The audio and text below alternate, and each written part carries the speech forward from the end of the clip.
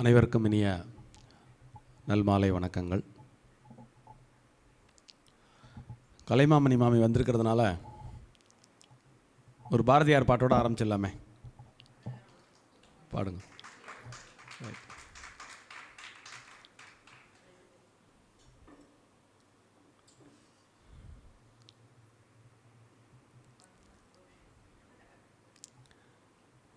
பாரதியாரை கொண்டாடும் நபர்களில் அவரும் ஒருவர்.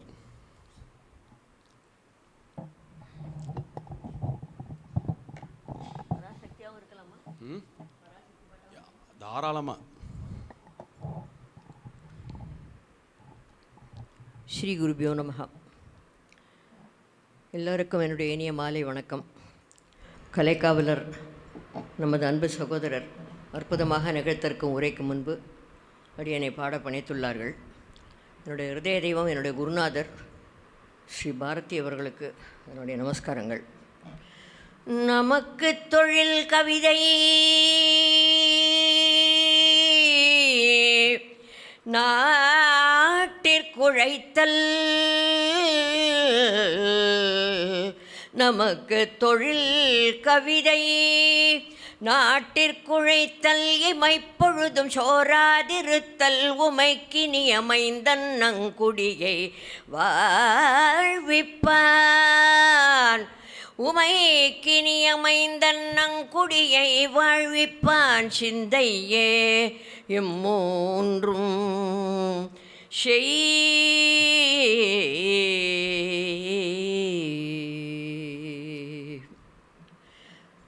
காணி நிலம் வேண்டும் பராசக்தி, காணி நிலம் வேண்டும், காணி நிலம் வேண்டும் பராசக்தி, காணி நிலம் வேண்டும். அங்கு தூணில் அழகியதாய் நன்மாடங்கள் துய்ய நிறத்தினதாய், அந்த காணி நிலத்திடையே ஓர் மாளிகை கட்டித்தர வேண்டும், அந்த காணி நிலத்திடையே ஓர் மாளிகை கட்டித்தர வேண்டும். அங்கு தூணில் அழகியதாய் நன்மாடங்கள் துய்ய நிறத்தினதாய், 10-12 தென்னை மரம் பக்கத்திலே வேணும், நல்ல முத்துச்சுடர் போலே நிலா ஒளி முன்பு வர வேண்டும். 10-12 தென்னை மரம் பக்கத்திலே வேணும், நல்ல முத்துச்சுடர் போலே நிலா ஒளி முன்பு வர வேணும். அங்கு கத்தும் குயிலோசை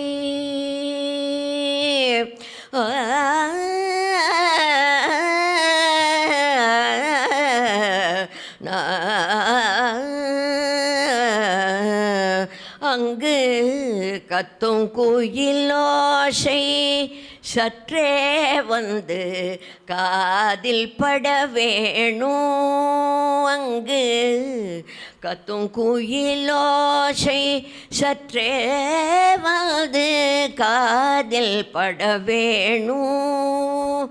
எந்தன் சித்தம் மகிழ்ந்திடவே நன்றாயிளம் தென்றல் வர வேணும், எந்தன் சித்தம் மகிழ்ந்திடவே நன்றாயிளம் தென்றல் வர வேணும்.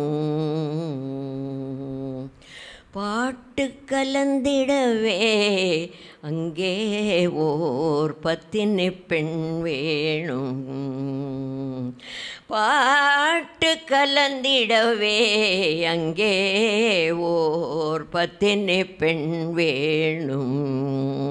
எங்கள் கூட்டு களியினிலே கவிதைகள் கொண்டு தர வேணும். பாட்டு கலந்திடவே அங்கே ஓர் பத்தினி பெண் வேணும். எங்கள் கூட்டுக்களினிலே கவிதைகள் கொண்டு தர வேணும். காட்டு வெளியினிலே அம்மா நின்றன் காவல் உறவேணும். காட்டு வெளியினிலே அம்மா நின்றன் காவல் உறவேணும். எந்தன் பாட்டு திறத்தாலே இவ்வையகத்தை பாலித்திட வேணும். எந்தன் பாட்டு திறத்தாலே இவ்வையகத்தை பாலித்திட வேணும். காணி நிலம் வேண்டும் பராசக்தி.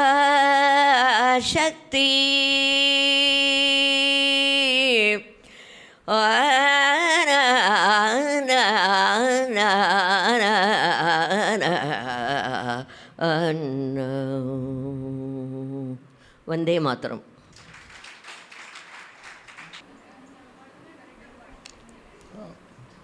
மீண்டும் ஒருமுறை அனைவருக்கும் இனிய நல் மாலை வணக்கங்கள். அநேகமாக இந்த பாட்டுக்கு பிறகு நம்ம எல்லாம் கலைஞ்சு போயிடலான்னு நினைக்கிறேன்.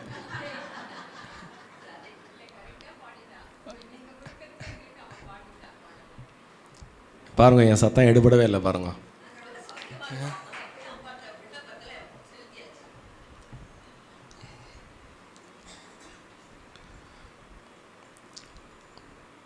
இப்போ நீங்கள் எல்லாருமே பார்த்துட்டு இருந்தீங்க, நான் பேச ஆரம்பிச்சிட்டேன். திடீர்னு இந்த பக்கம் பார்க்கும்போது உட்காண்டிருந்தா. சரி, அவங்களுக்கு ஒரு பாட்டு பாட சொல்லாமே அப்படின்னு. பாருங்கள், ஸ்ரீவத்சம் இன்னிலேருந்து ஸ்ரீவத்சம் பல்கலைக்கழகம் என்றே நாம் அழைக்கலாம். ஒரு பல்கலைக்கழகத்தில் கூட இது சாத்தியமில்லை. திடீர்னு கூப்பிட்டு பாரதியார் பாட்டு பாடுங்கன்னு உடனே அந்த பாரதி மாதிரி அப்படியே கவிமழை பொழிந்து தள்ளிவிட்டார்கள். அப்படியே நமக்கெல்லாம் எப்பேற்பட்ட ஒரு பாக்கியம். எண்ணிய முடிதல் வேண்டும், நல்லவே எண்ணல் வேண்டும், திண்ணிய நெஞ்சம் வேண்டும், தெளிந்த நல் அறிவு வேண்டும் என்ற பாரதியின் வரிகளை தியானித்து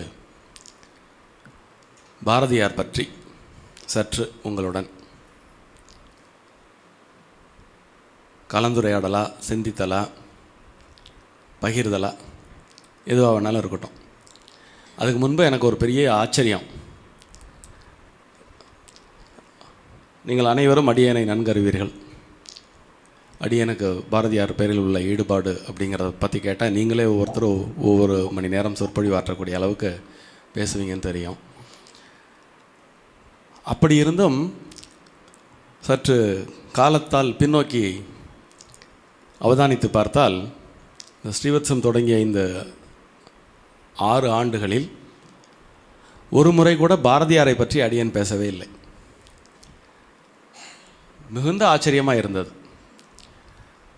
ஒவ்வொரு வருடமும் இந்த பாரதியார் நினைவு தினத்தன்றோ அல்லது பிறந்த தினத்தன்றோ பாரதியார் பற்றி ஏதேனும் ஒரு தலைப்பில் சொற்பொழியாற்றலாம் என்று கருதியதுண்டு.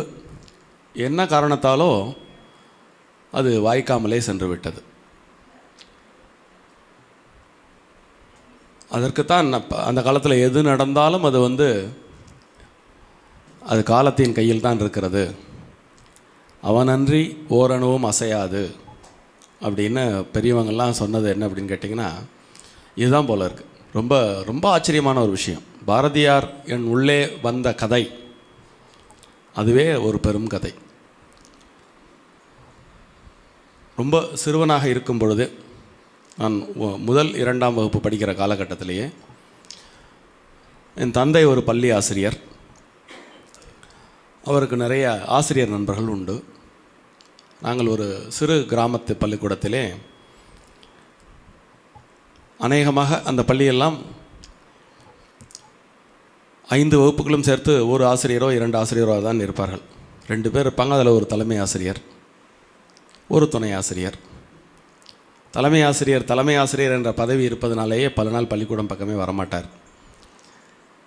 அதனால் துணை ஆசிரியர் தலைமை ஆசிரியர் பொறுப்பையும் சேர்த்து பள்ளியினுடைய அலுவல்களையும் கவனித்து கொண்டு 5 வகுப்பு குழந்தைகளுக்கும் சொல்லித்தரக்கூடிய ஒரு பரிதாபமான நிலையை நாங்களெல்லாம் பார்த்து அனுபவித்து வளர்ந்துருக்கிறோம். உங்களுக்கும் பல பேருக்கு அந்த அனுபவம் எனக்கே இருக்குன்னா, எனக்கு முந்தைய பல தலைமுறை பார்த்த உங்களுக்கு இது போன்ற நிகழ்ச்சிகள் சர்வசாதாரணம்.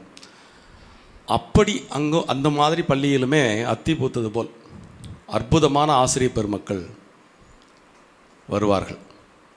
அதில் ஒருவர் துறையூரிலிருந்து நாங்கள் இருந்த கிராமத்திற்கு பணிமாற்றுதல் ஆகி வந்திருந்தார். அவருக்கு பாரதியின் பேல் அளவு கடந்த ஈடுபாடு உண்டு. பாரதியாரை போல் முறுக்கு மீசை வைத்துக் கொள்வார். பாரதியின் பாடல்களை சத்தமாக பாடுவார். என் தந்தை அவருக்கு நண்பர் என்பதால் என் பேர் எங்கள் இல்லத்திற்கும் வருவார். எங்கள் வீட்டில் எனக்கு அக்கா இருக்கிறதுனால அக்காவை பெரிய வாண்டு என்றும் என்னை சின்ன வாண்டு என்றும் அவர் செல்லமாக அழைப்பதுண்டு. 1ஆம் கிளாஸ் படிக்கும்போதே, அல்லது 1ஆம் கிளாஸினுடைய எண்டு அல்லது 2ஆம் கிளாஸ் ஆரம்பம்னு நினைக்கிறேன், அந்த 2 டைம்லேயும் அவர் இருந்தார். பள்ளிக்குள்ளே அவர் நுழைந்த உடனேயே உற்சாகமாக குழந்தைகளிடம் பேச ஆரம்பித்து விடுவார். திடீரென்று நழைப்பார், சின்னவாண்டு ஒரு பாரதியார் பாடல் பாடு அப்படிம்பார். எனக்கு சொல்லியும் கொடுத்தார். அவர் சொல்லி கொடுத்து, இந்த பாட்டை நான் உனக்கு இன்றைக்கி சொல்லி கொடுத்துருக்கேன், உன்னை 2 நாள் கழித்து பாட சொல்லுவேன், நீ அதுக்குள்ளே மனப்பாடம் பண்ணணும் அப்படிம்பார். ஸோ நம்மளை கூப்பிட்டு பாட சொல்ல போகிறாருங்கிறதுனாலே அந்த பாடலை மனப்பாடம் செய்து ரெடியாக இருப்பேன் அவர் எப்போ கூப்பிட போகிறாருன்னு. திடீர்னு சின்னவாண்டு இங்கே வா, ஒரு பாரதியார் பாட்டு பாடு அப்படின்னோடனே அந்த பாட்டை எல்லார் முன்னாடியும் பாடுற ஒரு பழக்கம் இருந்தது. அன்றிலிருந்து மனதில் பற்றி கொண்ட அந்த பாரதி எப்படி ஸ்ரீவத்சத்தின் மேடையில் பிரசங்கத்தில் விட்டு போனான் என்பது ஒரு புரியாத புதிராக எனக்கு இருக்கிறது. பள்ளி பருவத்திலிருந்தே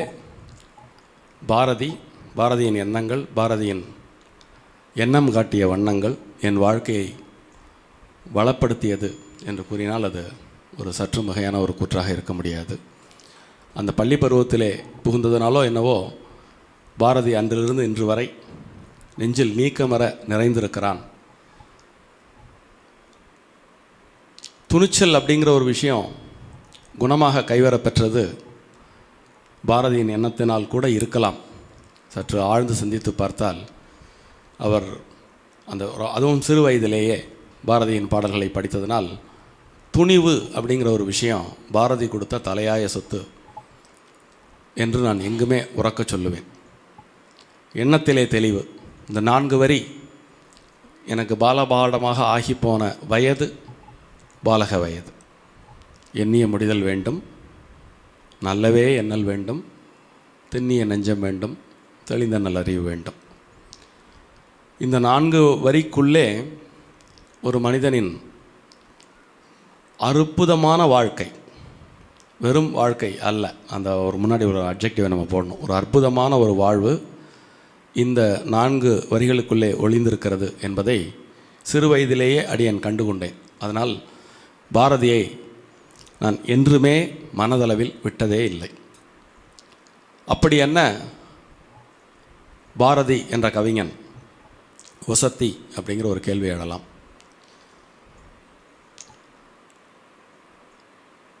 இன்று நாம் சிந்திக்க இருக்கும் வேலை சற்று குறைவாக இருப்பதனால் சுருக்கமாக பாரதியின் வாழ்க்கை வரலாற்றை சொல்லி ஓரிரு விஷயங்களை விரிவாக பகிர்ந்து கொள்ளலாம் என்று அடியேன் கருதியிருக்கிறேன். பாரதியின் பிறப்பு, அவருடைய வாழ்வு, அவர் விட்டு சென்ற மகத்தான சிந்தனைகள், இது நுணுகி ஆய்ந்து பார்த்தால் பாரதி விட்டு சென்றது வெறும் கவிதைகள் மட்டும் அல்ல. தமிழ் என்ற ஒரு மாபெரும் கடலிலே சங்க இலக்கியங்கள் தொடங்கி இன்று வரை தமிழை கவிதை திறத்தினால்,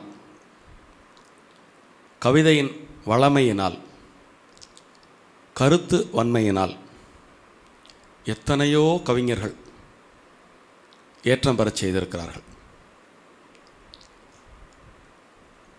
அதில் பாரதியின் பங்கு என்பது இந்த 2000 வருட தமிழ் பாரம்பரியத்திலே நாம் சங்க இலக்கிய புலவர்களுக்கு என்ன ஏற்றம் கொடுக்கிறோமோ அந்த ஏற்றத்தை சற்றும் குறையாமல் கொடுத்து கொண்டாடப்பட வேண்டிய மிக உயர்ந்த கவிஞன் பாரதி என்று கூறினால் அதுவும் சற்றும் ஒரு மிகையான கூற்றாக இருக்க முடியாது. இந்த தமிழ் இலக்கியங்களிலே பரிச்சயம் உள்ளவர்கள் எனது இந்த கூற்றினை துளியும் மறுக்க மாட்டார்கள் என்றே அடியேன் கருதுகிறேன். ஏனென்றால் தொடர்ந்து வரும் தமிழ் காப்பியங்கள், அதில் 13ஆம் நூற்றாண்டு கம்பருக்கு பிறகு தமிழ் சற்று தொய்வடைந்தது என்றே கூறலாம். சங்க இலக்கியத்திலிருந்து இந்த 21ஆம் நூற்றாண்டு வரை பயின்று வந்த தமிழின் பல்வேறு விதமான பரிமாணங்களில் கம்பருக்கு பிறகும் நிறைய புலவர்கள் தோன்றினார்கள், நிறைய காவியங்கள் ஏற்றினார்கள், அற்புதங்கள் செய்தார்கள். இருந்தாலும் கம்பநாட்டாழ்வானின் தமிழ் எப்படி இருந்ததோ அப்படி பாரதியின் தமிழும் இருக்கிறது என்பது அடியனுடைய துணிவுகளில் ஒன்று. பாரதியே சொல்லியிருக்கிறார் அல்லவா, யாமறிந்த புலவர்களிலே வள்ளுவரைப் போல், கம்பரைப் போல், இன்னொருத்தர் சொல்வார் யார், இளங்கோவைப் போல் பூமியிலே யாங்கமெங்கும் கண்டதில்லை, இது வெறும் புகழ்ச்சி இல்லை உண்மை அப்படின்னு சொல்லியிருக்கார். அந்த அவர் எடுத்துக்கொண்ட 3 பேரையும் பாருங்க, வள்ளுவரும் இளங்கோவும் சங்க காலத்தை சேர்ந்தவங்க. அதற்கு பிறகு கிட்டத்தட்ட 12ஆம் நூற்றாண்டுன்னு வச்சுப்போம். கம்பனுடைய காலத்தில் இப்பொழுது சில சந்தேகங்களை பலர் கிளப்பி விட்டிருக்கிறார்கள். ஒட்டக்கூத்தருடைய காலமா, குலோத்துங்கனுடைய காலமா அப்படின்னு சில சர்ச்சைங்கிறது போயிட்டு தானே இருக்கும். எப்படி பார்த்தாலும் குலோத்துங்கனுடைய காலம் என்று வைத்து கொண்டாலே அது 12-13ஆம் நூற்றாண்டு வரும். ஸோ கிட்டத்தட்ட ஒரு 12 நூற்றாண்டுகளுக்கு ஒரு 3 புலவர்களை அவர் சுட்டி காட்டிருக்கிறார். அப்படின்னா இத்தனை பேரையும் அவர் பாரதியாருடைய கூற்றுகளில் நாம் கவனிக்க வேண்டிய விஷயம் என்னென்னு கேட்டிங்கன்னா, அவர் மேலோட்டமாக எதையுமே சொல்கிறதில்ல. அதுக்கு முன்னாடி தான் அவர் இந்த தமிழ் மொழிக்கு ஒரு ஏற்றம் சொல்வார் இல்லையா, யாமறிந்த மொழிகளிலே தமிழ் மொழிதோ போல் இனிதாவது எங்கும் காணோம் அப்படின்னு. அப்படி சொல்கிறதுக்கு முந்தைய அவருக்கு ஒரு 5-6 லாங்குவேஜஸாவது அவர் கரைச்சி குடிச்சிருந்தார் அப்படிங்கிறதுக்கு அவருடைய வாழ்க்கை வரலாற்றிலிருந்து நாம் தெரிந்து கொள்ள முடிகிறது. சமீபத்தில் நான் ஒரு பாரதியார் பற்றின ஒரு கட்டுரை ஒன்று வாசித்தேன். அதில் பாரதியார் 32 மொழிகளிலே நன்கு பரிச்சயம் பெற்றிருந்தார் என்று அந்த ஆர்டிக்கிள் சொல்கிறது. நான் இத்தனை நாளாக நினச்சிட்டு இருந்தது அவருக்கு ஒரு 6-7 லாங்குவேஜஸ் தெரியும் அப்படின்னு நான் நினச்சிட்டு இருந்தேன். ஒரு அகடமிக் ஆர்டிக்கிள் ஒன்று சொல்கிறது, he mastered in 32 languages. So அப்போது அந்த பேக்ரவுண்ட்லேருந்து அவர் சொல்லக்கூடிய அந்த வார்த்தைக்கு ஏற்றம் அதிகம். யாமறிந்த மொழிகளிலே தமிழ் மொழி போல் இனிதாவது எங்கும் காணோம் அப்படின்னு. அதே மாதிரி யாமறிந்த புலவர்களிலே அப்படின்னு அவர் சொல்கிறார். அப்படின்னா அவர் 3 பேரை சுட்டி காட்டாருன்னா அவர் குறைஞ்சபட்சம் ஒரு 30 பேரை படிச்சிருக்காருன்னு அர்த்தம். 3 பேரை வந்து சொல்கிறார் அப்படின்னா ஒரு 30 பேரையாவது அவர் கம்பேர் பண்ணி படிச்சுட்டு அந்த 3 பேரை சொல்கிறாருன்னு அர்த்தம். ஸோ இளங்கோவை அவர் ஏன் சொல்லியிருக்கிறார் என்று நம்ம இலக்கிய ஆய்வு நம்ம செஞ்சோம்னா நம்மளால் எளிமையாக கண்டுபிடிக்க முடியும்.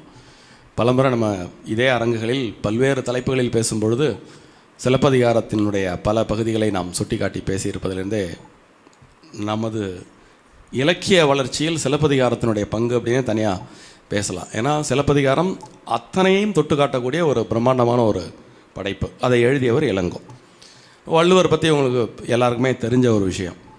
1330 குறளில் அவர் வந்து உலகத்தினுடைய அனைத்து பரிமாணங்களையும் தொட்டு சென்றிருக்கிறார். அப்புறம் அந்த வரிசையில் அவர் கம்பரை வைக்கிறார். அதன் பிறகு வேறு யாருமே இல்லை, இது வெறும் புகழ்ச்சி இல்லை உண்மைன்னு முன்னாடி ஒரு யாமறிந்த புலவர்கள் அப்படின்னு சொல்கிறார். பின்னாடி வந்து இது வெறும் புகழ்ச்சி இல்லை உண்மை அப்படின்னும் அந்த கவியை முடிக்கிறார். அப்போ அவருடைய வாசித்தல் அப்படிங்கிற ஒரு விஷயம் அவருடைய கூற்றுகளிலிருந்தே நம்மால் புரிந்து கொள்ள இயலுகிறது. அவர் எவ்வளவு ஒரு நுட்பமான தரங்களில் தமிழ் இலக்கியங்களை வாசித்திருக்கிறார் என்பது புரிகிறது. நிற்க இந்த பீடிகை எதுக்கு அப்படின்னு கேட்டிங்கன்னா, மிகப்பெரிய மாமனிதர்கள்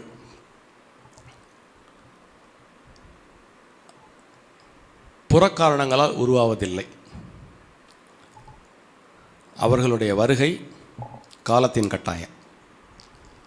அவர் பிறந்தது வளர்ந்தது அந்த காலகட்டங்கள் இந்திய துணைக்கண்டம் பல்வேறு விதமான மாற்றங்களையும் ஏற்றங்களையும் வளர்ச்சியையும் வீழ்ச்சியையும் கண்டிருந்த காலம்.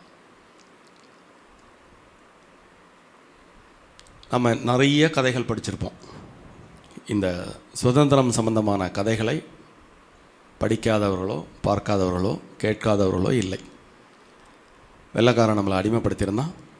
நிறைய பேர் சுதந்திரத்துக்காக போராடினாங்க. பிறகு 1947 நமக்கு சுதந்திரம் கிடச்சிது. ஸோ இந்த கதை தெரியாத இந்தியர்களே இருக்க முடியாது. அந்த காலகட்டத்தில் அது எப்படி இருந்தது, அதை எதிர்கொண்ட சாதாரண மனிதர்கள் எப்படி வாழ்ந்தார்கள், சரித்திர புருஷர்கள் எப்படி இருந்தார்கள் அப்படிங்கிறத நம்ம தெரிஞ்சுக்கணுன்னா பாரதியாருடைய வாழ்க்கை வரலாறை பார்த்தாலே நாம் தெரிந்து கொள்ள முடியும். பொதுவாகவே மனிதர்களில் 2 வகை, சுயநலம் பொதுநலம். 3ஆவதாக ஒரு கிளான் கூட சொல்லலாம், சுயநலம் கலந்த பொதுநலம் அப்படின்னு, அல்லது பொதுநலம் கலந்த சுயநலம் அப்படின்னு. அடிஷ்னலாக அதுக்கு வேணால் ஒரு சப்டிவிஷன் வேணால் கொடுக்கலாம். முற்றிலும் ஒரு மனிதன் தன்னலம் கருதாமல் ஒரு தேசத்திற்காக தொண்டாற்ற முடியுமா அப்படின்னு ஒரு கேள்வி எழுப்பினால், அந்த கேள்விக்கு விடையாக ஐயம் திரிபர பாரதியார் என்று விடையிறுத்து விடலாம். 1882 எட்டயபுரத்தில் பிறக்கிறார். பிறக்கும்போது அவர் ஒரு செல்வச்சீமான் என்று பெருமிதமாக சொல்ல முடியாவிட்டாலும் நிச்சயமாக அவர் ஒரு ஏழை அல்ல. ஏன்னா எட்டயபுரத்தினுடைய சமஸ்தானத்தில் சின்னசுவாமி ஐயர் உத்தியோகம் பார்க்குறார்.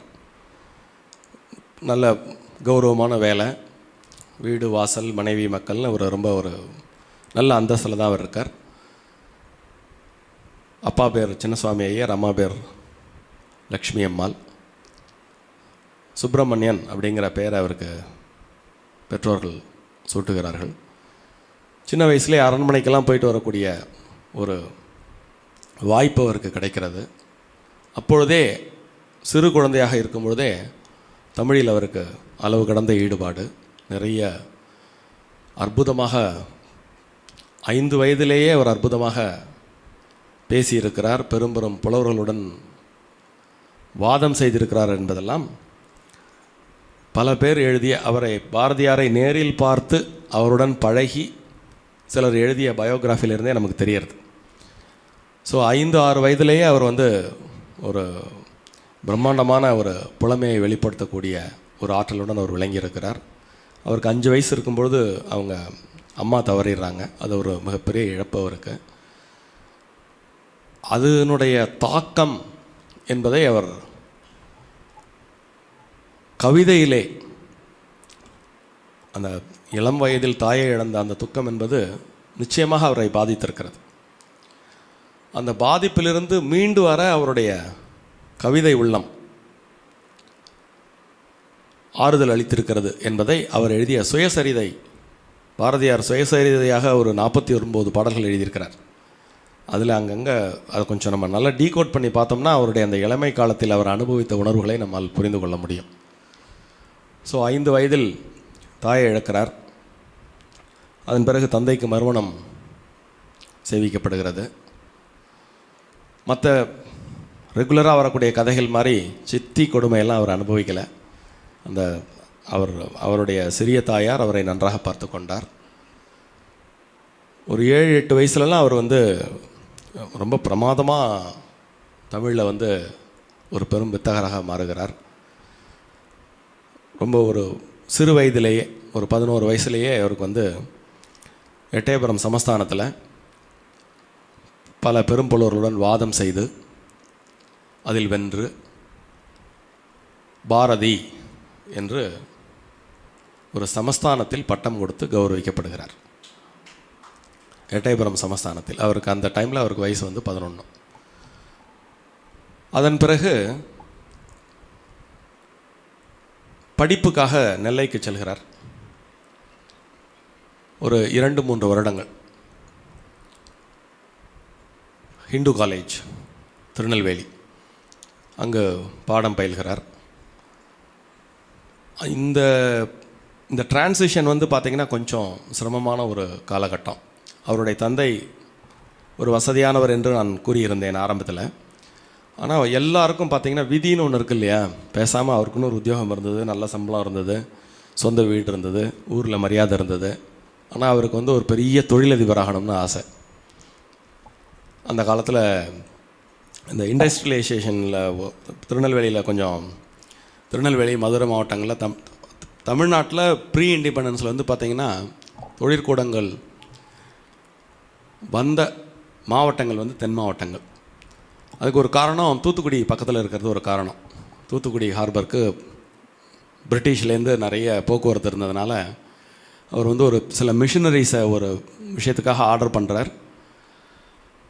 அது சேராமல் கடலில் மூழ்கி விட்டதாக அவருக்கு ஒரு தந்தி வருகிறது. அதில் அவருக்கு ஒரு பெரிய பெருத்த நஷ்டம். அதனால் அவருக்கு திடீரென்று ஒரு பொருளாதார சரிவு அது குடும்பத்தில் எதிரொலிக்கிறது. இவர் நெல்லையில் கரெக்டாக அவருக்கு ஒரு 14 வயசு ஆகும் பொழுது, அதாவது நெல்லையில் படிப்பை முடிக்கும் பொழுது கல்யாணம் பண்ணி வச்சுட்றா. அப்போ வயசு பாரதிக்கு 14, செல்லம்மாளுக்கு வயசு 7. ஸோ கடையத்தை சேர்ந்த செல்லம்மாளுக்கு கல்யாணம் பண்ணி வச்சுட்றா. அதுலேருந்து ஒரு வருஷத்தில் தந்தையார் இறந்து விடுகிறார்.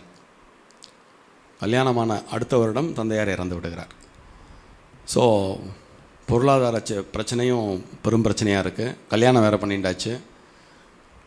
ரொம்ப ஒரு சிரமமான ஒரு காலகட்டம். அப்போது பாரதியாருடைய அத்தையார் துணைக்கு வருகிறார். அவங்க காசியில் இருக்காங்க. இவருக்கு படிப்பை விட கல்யாணம் பண்ணிட்டா கூட ஒரு உத்தியோகம் பண்ணிட்டு நார்மலாக குடும்பம் நடத்துறதுக்கு அவருக்கு ஒரு எண்ணம் இல்லை. மேற்கொண்டு தன்னுடைய அறிவை விருத்தி செய்ய வேண்டும். அதற்கான வாய்ப்பு தமிழகத்தில் இல்லாது போகவே அவங்க அத்தையனுடைய அழைப்பை ஏற்று அவர் காசிக்கு செல்கிறார். இது கிட்டத்தட்ட 1898க்கு காசிக்கு செல்கிறார். 1902 வரையில் காசியில் இருக்கிறார். அந்த காலகட்டம் நாம் இன்று பார்த்து ரசித்து மகிழ்ந்து கொண்டாடும் பாரதி உருவான காலகட்டம். யாமறிந்த மொழிகளிலே தமிழ் மொழி போல் இனிதாவது எங்கும் காணோம்னு அவருக்கு ஒரு தகுதியை உருவாக்கி கொடுத்த காலகட்டம் அது. அங்குதான் அவர் சமஸ்கிருதம் பயின்றார், ஹிந்தி பயின்றார், வங்காளம் பயின்றார், பஞ்சாபி கூட அவர் பயின்றதாக ஒரு குறிப்பு உண்டு. சமஸ்கிருதத்திலும் ஹிந்தியிலும் முறையான பாடம் பெற்று தேர்வு எழுதி அதில் தேறியும் இருக்கிறார். இப்படி அவர் அங்கே தான் அவருக்கு தத்துவ விசாரம் வருகிறது. பராசக்தியின் மேல் காதல் அவருக்கு பிறக்கும் இடம் காசி தான். வெறும் தமிழகத்தில் மட்டும் அவர் இருந்திருந்தால் பராசக்தியை பாடியிருப்பாரோ என்னவோ தெரியாது. காசிக்கு போனதுனாலேயே ஒரு நல்ல அருமையான குருநாதர் அவருக்கு அங்கு கிடைக்கிறார். அவரிடம் நிறைய தத்துவ விசாரம் செய்கிறார், நிறைய கற்றுக்கொள்கிறார். சுதந்திர உணர்வும் கூட அங்குதான் அவருக்கு தொற்றிக்கொண்டதாக சில பேர் கூறுவார்கள். சுதந்திர உணர்வு தொற்றிக்கொண்டதோ இல்லையோ, அவருடைய அறிவு விஸ்தீர்ணமாக மாறிய இடம் காசி என்று கூறினால் அது சற்று மிகையாக இருக்க முடியாது.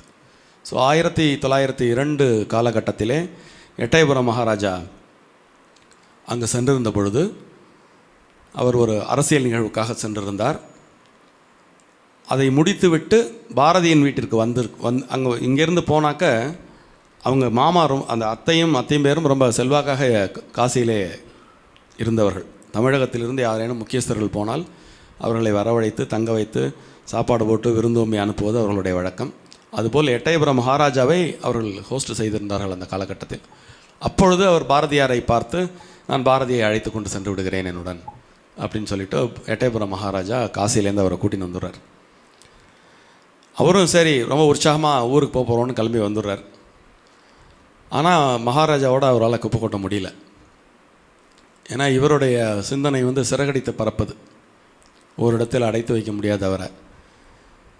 ரெண்டாவது, உங்களுக்கு தெரியும், பொதுவாகவே அரசியல்வாதி தான். அவன் எவ்வளோ பெரிய தயால குணத்திற்கு சொந்தக்காரனாக இருந்தாலும் அரசியல்வாதியாக உள்ளவர் தன்னை பற்றி மட்டுமே சிந்திப்பவர்.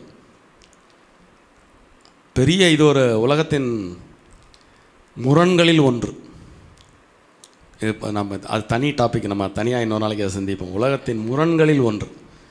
அவர்கள் எல்லாம் பார்த்திங்கன்னா அவர்கள் அந்த இடத்தை அடைவதே எதுக்குன்னா, நமக்கெல்லாம் சேவை செய்கிறத நம்மளை நம்ப வச்சு தான் அந்த இடத்த அடையிறாங்க. அந்த இடத்த அடைஞ்ச பிறகு அவங்க செய்கிற முதல் வேலையே நமக்கு எதுவும் செய்யாமல் போகிறது தான். அதுக்கு எட்டயபுரம் மகாராஜாவும் விதிவிலக்கு அல்ல. இப்போ நான் பாரதி பற்றி இந்த உரை ஆரம்பிக்கும் பொழுது பாரதியினுடைய தன்மை எத்தகையது அப்படிங்கிறத சொல்லி ஆரம்பித்தேன். இந்த தன்மையை புரிந்து கொள்ள முடியாதவர் அல்ல அந்த எட்டயபுரம் மகாராஜா. அந்த தன்மையை நன்கு உணர்ந்ததால் தான் அவருக்கு ஒரு 11 வயசுலேயே பாரதிங்கிற பட்டம் கொடுத்தார். பின்னாடி காசிக்கு போய் அவரை பார்த்த உடனே நீ மீண்டும் என் கூடயே வந்திருந்துரும் அப்படிங்கிறார். அங்கே வந்தப்போ அவர் கேட்குறாரு, எனக்கு என்ன வேலை அப்படின்னு.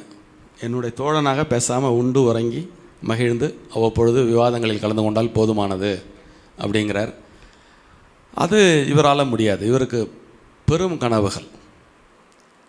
அந்த பெரும் கனவுகளில் ஒன்று, தூங்கி கொண்டிருக்கக்கூடிய இந்த சமுதாயத்தை தட்டி எழுப்ப வேண்டியது தன்னுடைய கடமைகளில் ஒன்று. அதற்கு சரஸ்வதி தன் கடாட்சத்தை தன் மீது பொழிந்திருக்கிறாள். அந்த சரஸ்வதி கடாட்சத்தை பயன்படுத்தி தூங்கி கொண்டிருக்கும் இந்த மக்களை தட்டி எழுப்ப வேண்டும். அதற்கு எது சரியாக இருக்குமோ அங்கு நான் இருப்பது தான் சரி அப்படிங்கிறத அவருக்கு தொடர்ந்த 2 குறள். வசதியாக சமஸ்தானத்தில் வேலை கிடச்சி போச்சு, அவருக்கு சொல்கிற மாதிரி மகாராஜா பின்னாடியே போக வேண்டியது தான்.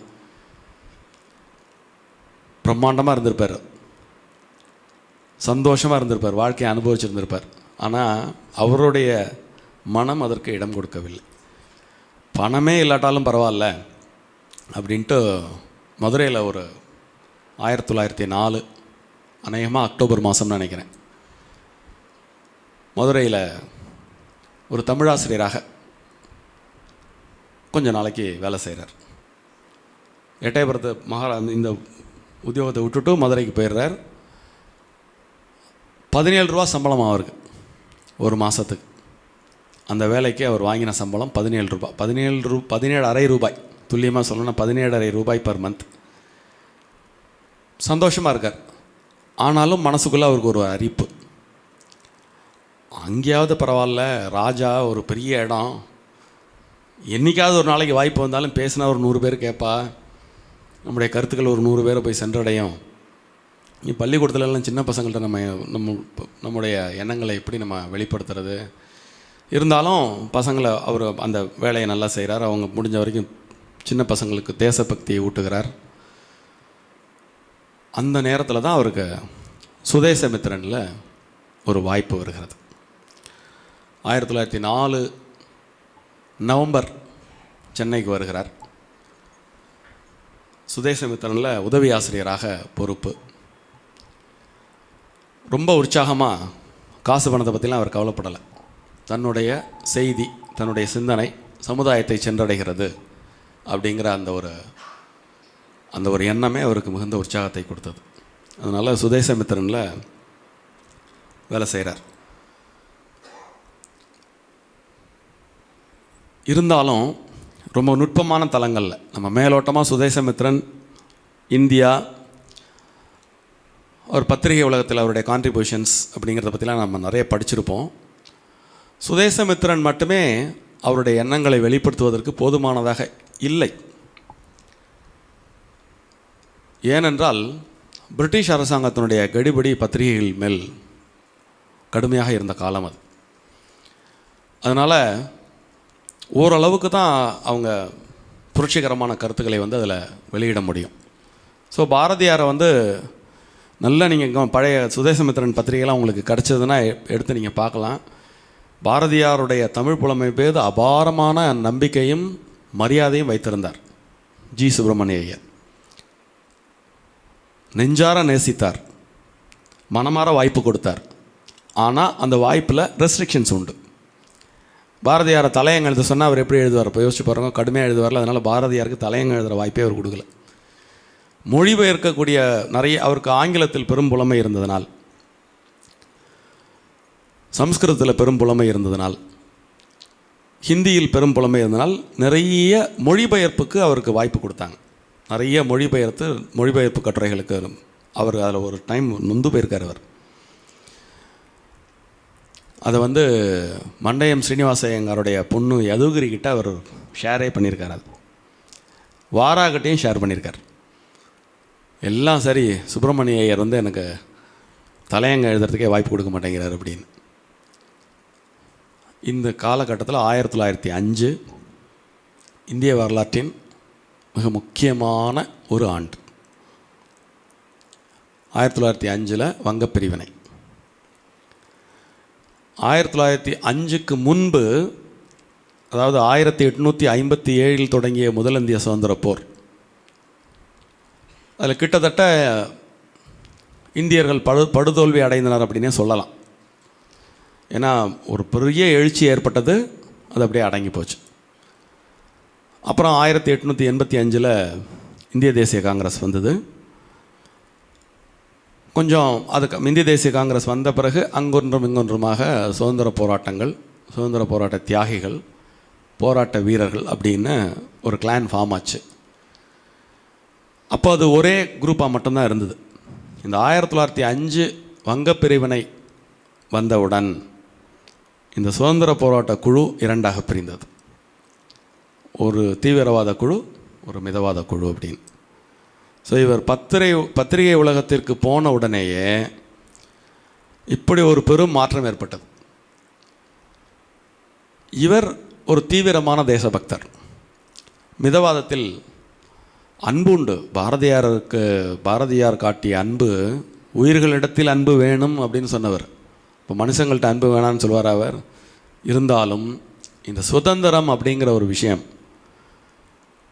மிகவும் கடினமாக வலிந்து போராடக்கூடிய ஒரு விஷயம் என்பதை அவர் ஆழமாக நம்பினார்.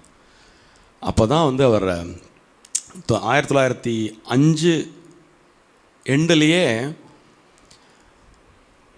இன்னொரு முக்கியமான விஷயத்தையும் இதில் நான் பதிவு பண்ணுறேன். அது பாரதியாருடைய வாழ்க்கைக்கு சம்மந்தம் இல்லை, ஆனாலும் அது ஒரு காலகட்டம். 1905 இந்த வங்கப்பிரிவினையில் தான் 2 பெரும் அரசியல் தலைகள் இந்திய வரலாற்றிலே கவனிக்கப்பட்டார்கள். மகாத்மா காந்தியினுடைய இருப்பு 1905க்கு பிறகு தான் நீங்கள் வரலாறில் பார்க்க முடியும். 1905 தான் இந்தியாவில் முதலாக முஸ்லீம் லீக் அப்படிங்கிற ஒரு கட்சி, முதல் கட்சியாக, இப்போ எல்லாரும் சொல்கிறாங்கல்ல, இப்போ முதல் கட்சி முஸ்லீம் லீக், ஒரு மதத்தின் பெயரால் ஒரு கட்சி ஆரம்பிக்கப்பட்டது 1905 தான். 1906 தான் இந்து மகாசபை ஆரம்பிச்சது. ஸோ 1905 மிக முக்கியமான காலகட்டம். அது பாரதியாரின் வாழ்விலும் மிக முக்கியமான காலகட்டமாக அமைந்தது. ஸோ வலிந்து போராட வேண்டிய காலம் ஏற்பட்டதனால் சுதேசமித்திரனில் எழுதக்கூடிய சிறு சிறு கட்டுரைகள் தான் நினைக்கக்கூடிய விஷயங்களை மக்கள் மத்தியிலே கொண்டு செல்ல முடியாது அப்படிங்கிறத தீர்மானித்து இந்தியா அப்படிங்கிற ஒரு பத்திரிகை ஒன்று ஆரம்பித்து, அது ரொம்ப தீவிரமான கருத்துக்கள் பாரதியாரால் அதில் எழுதப்பட்டது.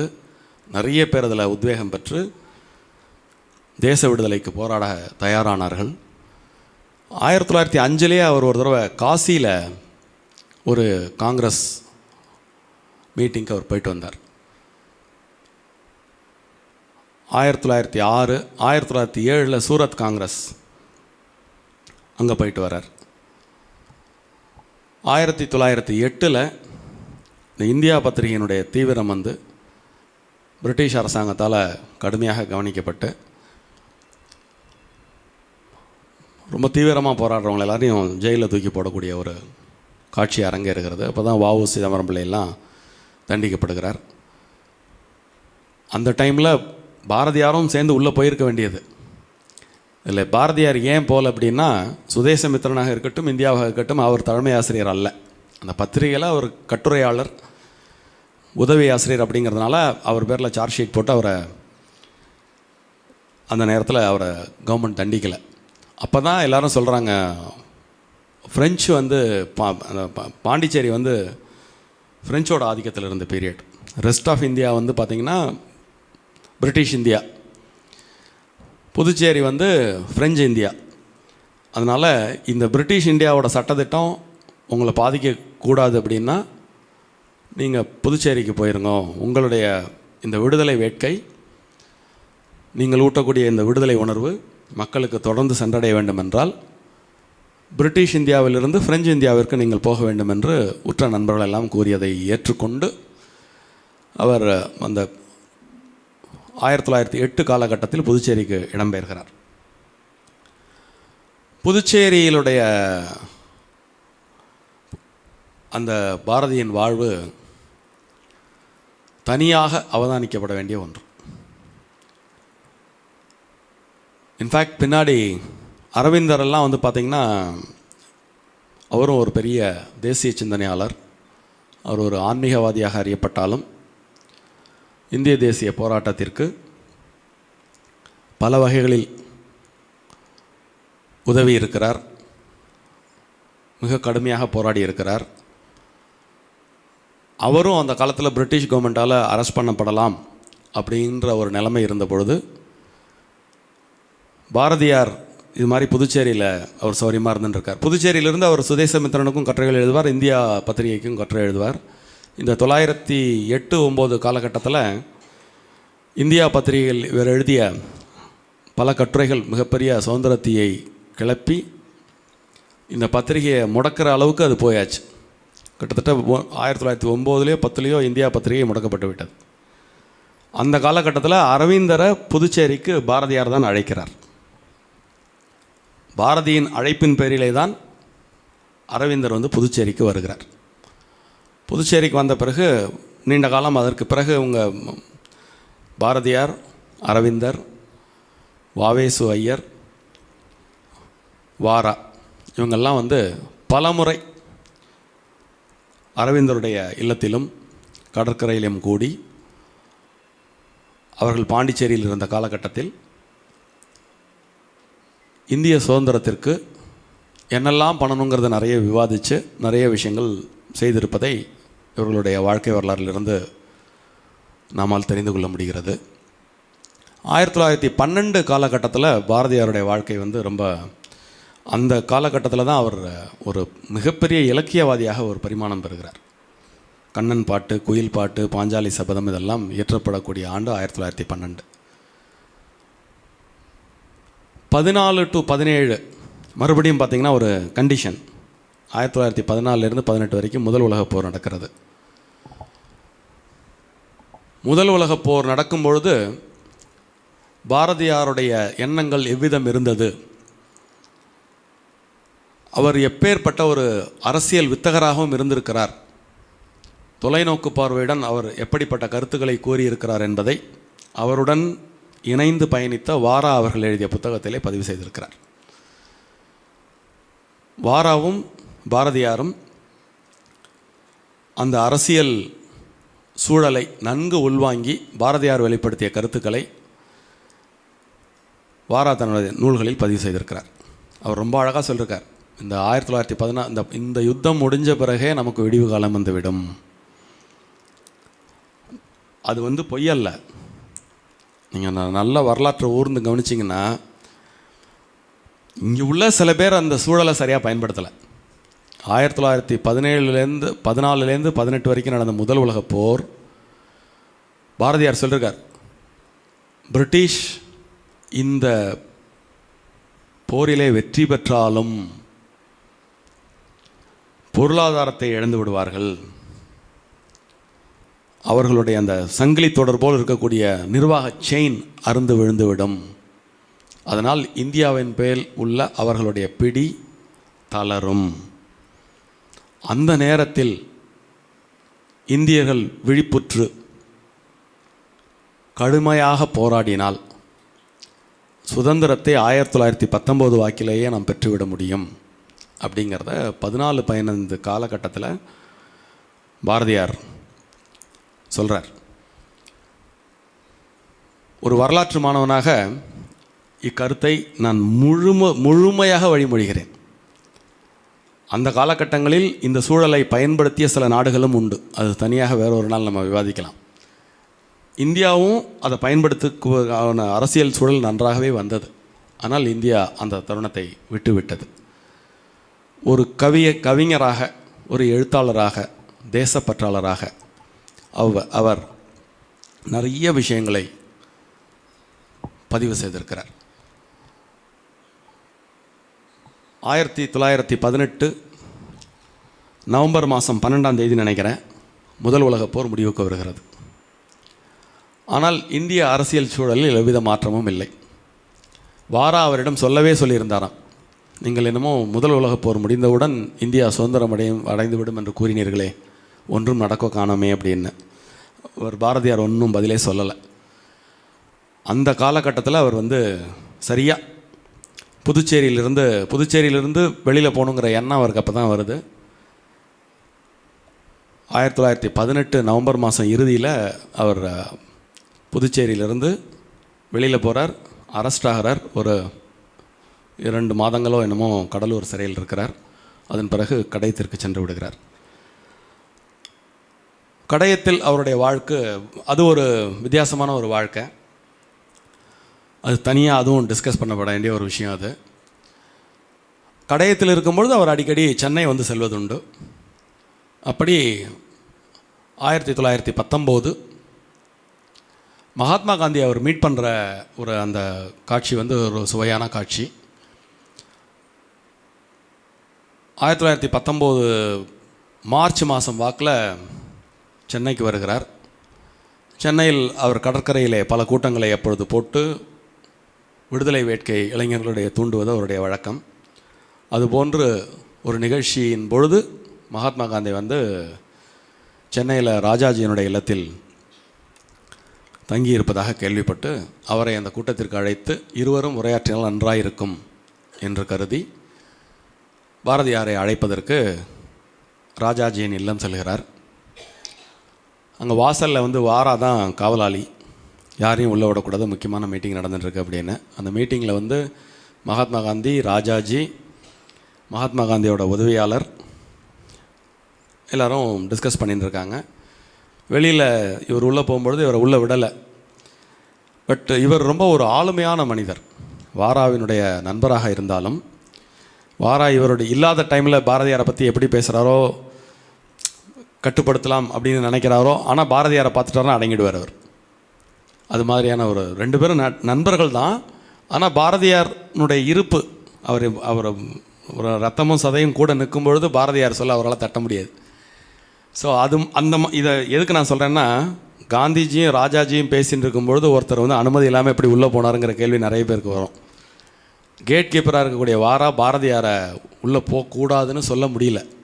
என்ன வாரா சௌக்கியமாக இருக்கீரா அப்படின்னு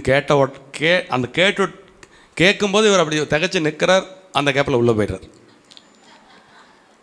அந்த கேப்பில் நேராக உள்ளே போகிறார். உள்ளே போன உடனே மகாத்மா காந்தி ஒரு திண்டில் உட்காந்துருக்கார், பக்கத்தில் ராஜாஜி உட்காந்துருக்கார். இவர் நேராக போய் மகாத்மா காந்திக்கு எதிர போய் உட்காந்துட்டு இவர் தானே அறிமுகப்படுத்திண்டு, நான் இது மாதிரி நீங்கள் சுதந்திர எழுச்சிக்காக நாடு முழுத போராடுகிறீர்கள், என்னால் இயன்றவரை நான் சில போராட்டங்களை இங்கு முன்னெடுத்து வருகிறேன். அந்த வகையில் இன்று மாலை கடற்கரையிலே ஒரு கூட்டம் ஏற்பாடு செய்திருக்கிறேன். நீங்கள் வந்து பேசினால் நன்றாக இருக்கும் என்று நான் கருதுகிறேன் அப்படின்னு காந்திகிட்ட கேட்குறார். காந்தி முதல்ல யார் வந்திருக்கா எப்படி அந்த ஒரு திகைச்சு போயிருக்கார். ஆனால் காந்திக்கு பாரதியார் பற்றி அவர் தென்னாப்பிரிக்காவில் இருக்கும்பொழுதே பாரதியாருடைய பாடல்கள் எல்லாம் அவர் போய் ரீச் ஆகிருக்கு. ரொம்ப பெரிய ஆச்சரியமான ஒரு செய்தி அது. பாரதி என்ற தமிழ் கவிஞரை காந்தி அறிந்திருந்தார். ஆனால் வந்திருப்பது பாரதிங்கிறது அவருக்கு தெரியாது. இருந்தாலும் அப்படி வந்து இவருடைய அப்ரோச்சை பார்த்த உடனே அவருக்கு வந்து நோ சொல்ல மனசு இல்லை. உடனே தன்னுடைய செக்ரட்டரிகிட்ட கூப்பிட்டு இன்றைய நாம் கலந்து கொள்ளக்கூடிய திட்டங்களை பட்டியலிடுக, சாயங்காலம் ஃப்ரீயாக இருந்தால் நம்ம போகலாம் அப்படின்ட்டு அவர் சொல்கிறார். அவருடைய உதவியாளர் பார்த்துட்டு இன்று நீங்கள் 4 மணிக்கு இங்கே போகணும், 5 மணிக்கு இங்கே போகணும், 6 மணிக்கு இங்கே போகணுன்னு அவர் ஒரு பட்டியல் வாசிக்கிறார். அப்போது இவர்கிட்ட முடியாதுன்னு சொல்லாமல் காந்தி கேட்குறார், உங்களுடைய நிகழ்ச்சியை ஒரு நாள் தள்ளி வைக்க இயலுமா அப்படின்னு கேட்குறார். அது முடியாது. பாரதியாருடைய அந்த துணிச்சலை நீங்கள் பாருங்கள். மகாத்மா காந்தி எப்பேற்பட்ட இந்தியா பூரா புகழடைந்த ஒரு மகான். ஒரு நாள் தள்ளி இப்போ யாராக இருந்தாலும் என்ன பண்ணியிருப்போம், இப்போ நம்ம அந்த இடத்துல இருக்கோம்னு வச்சுக்கோங்க, நாளைக்கு அவர் வரேன்னு சொன்னாரா ஒரு நாள் நம்ம தள்ளி ஒரு காரியம் பண்ணுறதுல நமக்கு என்ன பிரச்சனை வந்துட போகிறது. ஆனால் பாரதி வந்து ஒரு அன்காம்ப்ரமைசிங் பர்சனாலிட்டி. அது முடியாது. இன்று நீங்கள் வந்தாலும் வராவிட்டாலும் நான் நிகழ்த்த தீர்மானித்த கூட்டம் நடந்தே தீரும். உங்களுடைய நல்ல முன்னெடுப்புகளுக்கு என்னுடைய ஆசீர்வாதங்கள். பாருங்கள், இவர் வயசுலேயும் சின்னவர். உங்களுடைய நல்ல முன்னெடுப்புகளுக்கு என்னுடைய ஆசீர்வாதங்கள் அப்படின்னு சொல்லிட்டு விருட்டுன்னு இருந்து வெளில போயிட்டாராம். அவர் போன பிறகு காந்தி கேட்குறாராம், யார் இவர் அப்படின்னு. அப்போ ராஜாஜி பதில் சொல்கிறார். அவர் பெயர் பாரதியார். அவர் தமிழ்நாட்டின் தேசிய கவி. உள்ளே வரும்போதே இந்த அறிமுகத்தை கொடுத்துருக்கலாம்ல அவர். யோசிச்சு பாருங்க. இதெல்லாம் சில வரலாற்று தருணங்கள். இதெல்லாம் வரலாற்றின் மிகப்பெரிய தருணங்கள். பாரதியார் இவர் தமிழ்நாட்டின் தேசிய கவி அப்படின்னு உள்ளே வரும்பொழுதே அவர் வந்து உட்கார்ந்த உடனேயே இந்த ராஜாஜி காந்திஜிக்கு சொல்லியிருந்தால், ஒருவேளை அவர் ஏற்கனவே அறிந்திருந்த பாரதியை சாயங்காலம் அவர் ஏற்கனவே ஒத்துக்கொண்டிருந்த நிகழ்ச்சிகளை கேன்சல் பண்ணிவிட்டு கூட பாரதியாரோட மீட்டிங்க்கு அவர் போயிருந்திருக்கலாம். இதெல்லாம் தான் வரலாற்று நிகழ்வுகள். அவர் போன பிறகு சொல்கிறார், அப்படியா, இவரை நல்லபடியாக பாதுகாக்க தமிழ்நாட்டிலே ஒருவர் இல்லையா அப்படின்னாராம் காந்தி. அவருக்கு அந்த நிலை புரியறது. இவரை நல்லபடியாக பாதுகாக்க தமிழ்நாட்டில் ஆள் இல்லையா, பத்திரமா பார்த்துக்கோங்கன்னு அவர் ராஜாஜிகிட்ட சொல்லிட்டு போயிருக்கார். மற்றதெல்லாம் ஃபில் இன் த பிளாங்க்ஸ் நீங்களே போட்டுக்கோங்க. ராஜாஜி என்ன சாதாரண ஆளா? ராஜாஜி சாதாரண ஆளா? நீங்கள் யோசிச்சு பாருங்க. அந்த காலகட்டத்தில் அவர் சேலத்தினுடைய மேயர் பதவி வகித்ததாக நினைவு. 1919 வாக்கில் நிற்க. இந்த இடத்துல நான் இன்னொரு நிகழ்வையும் நான் சுட்டிக்காட்ட விரும்புகிறேன். இது நடந்தது 1919 மார்ச் அநேகமாக 21ஆம் தேதி. அதிலேருந்து 20 நாள் 1919 ஏப்ரல் 13 ஜாலியன் வாலாபாக் படுகொலை. இதெல்லாம் நான் தனித்தனியாக சொல்லிடுறேன். நீங்கள் எல்லாத்தையும் டோட்டலாக ஒரு மாலை தொகுத்து நீங்களே அந்த தனித்தனி பூவை எடுத்து மாலை கட்டி கொள்ள வேண்டியது. ஸோ காந்திஜி மீட்டிங் முடிஞ்சிடுறது. நிறைய அதுக்கு பிறகும் 1920 சுதேசமித்திரன் தான் அவருக்கு பாவம். அவர் கேரியர் ஆரம்பித்ததுலேருந்து கேரியர் முடிகிற வரைக்கும் கொஞ்சோண்டு ஜீவனத்துக்கு உதவி செய்தது என்றால் அது உண்மையிலேயே நம்ம அந்த ஜி சுப்பிரமணிய ஐயரை, பாரதியாரை போஷித்த ஒரு காரணத்திற்காகவே அவரை நாம் கொண்டாட வேண்டும். 1920 மறுபடியும் சுதேசமித்திரனில் ஜாயின் பண்ணுறார். மறுபடியும் கடையத்துக்கு வருகிறார். கடையத்திலிருந்து மறுபடியும் சென்னைக்கு வருகிறார். சென்னையில் வந்து அவருடைய முன்னாள் நண்பர் ஆர்யா என்பவருடைய வீட்டில் கொஞ்ச நாள் தங்குறார். தங்கிட்டு அதுக்கப்புறம் திருவல்லிக்கேணிக்கு வருகிறார். திருவல்லிக்கேணியில் இருக்கும்பொழுது அவர் வந்து டெய்லி பார்த்தசாரதி கோயிலுக்கு போவது வழக்கம். அப்படி போகும்பொழுது தான் அந்த யானையினுடன் நட்பு.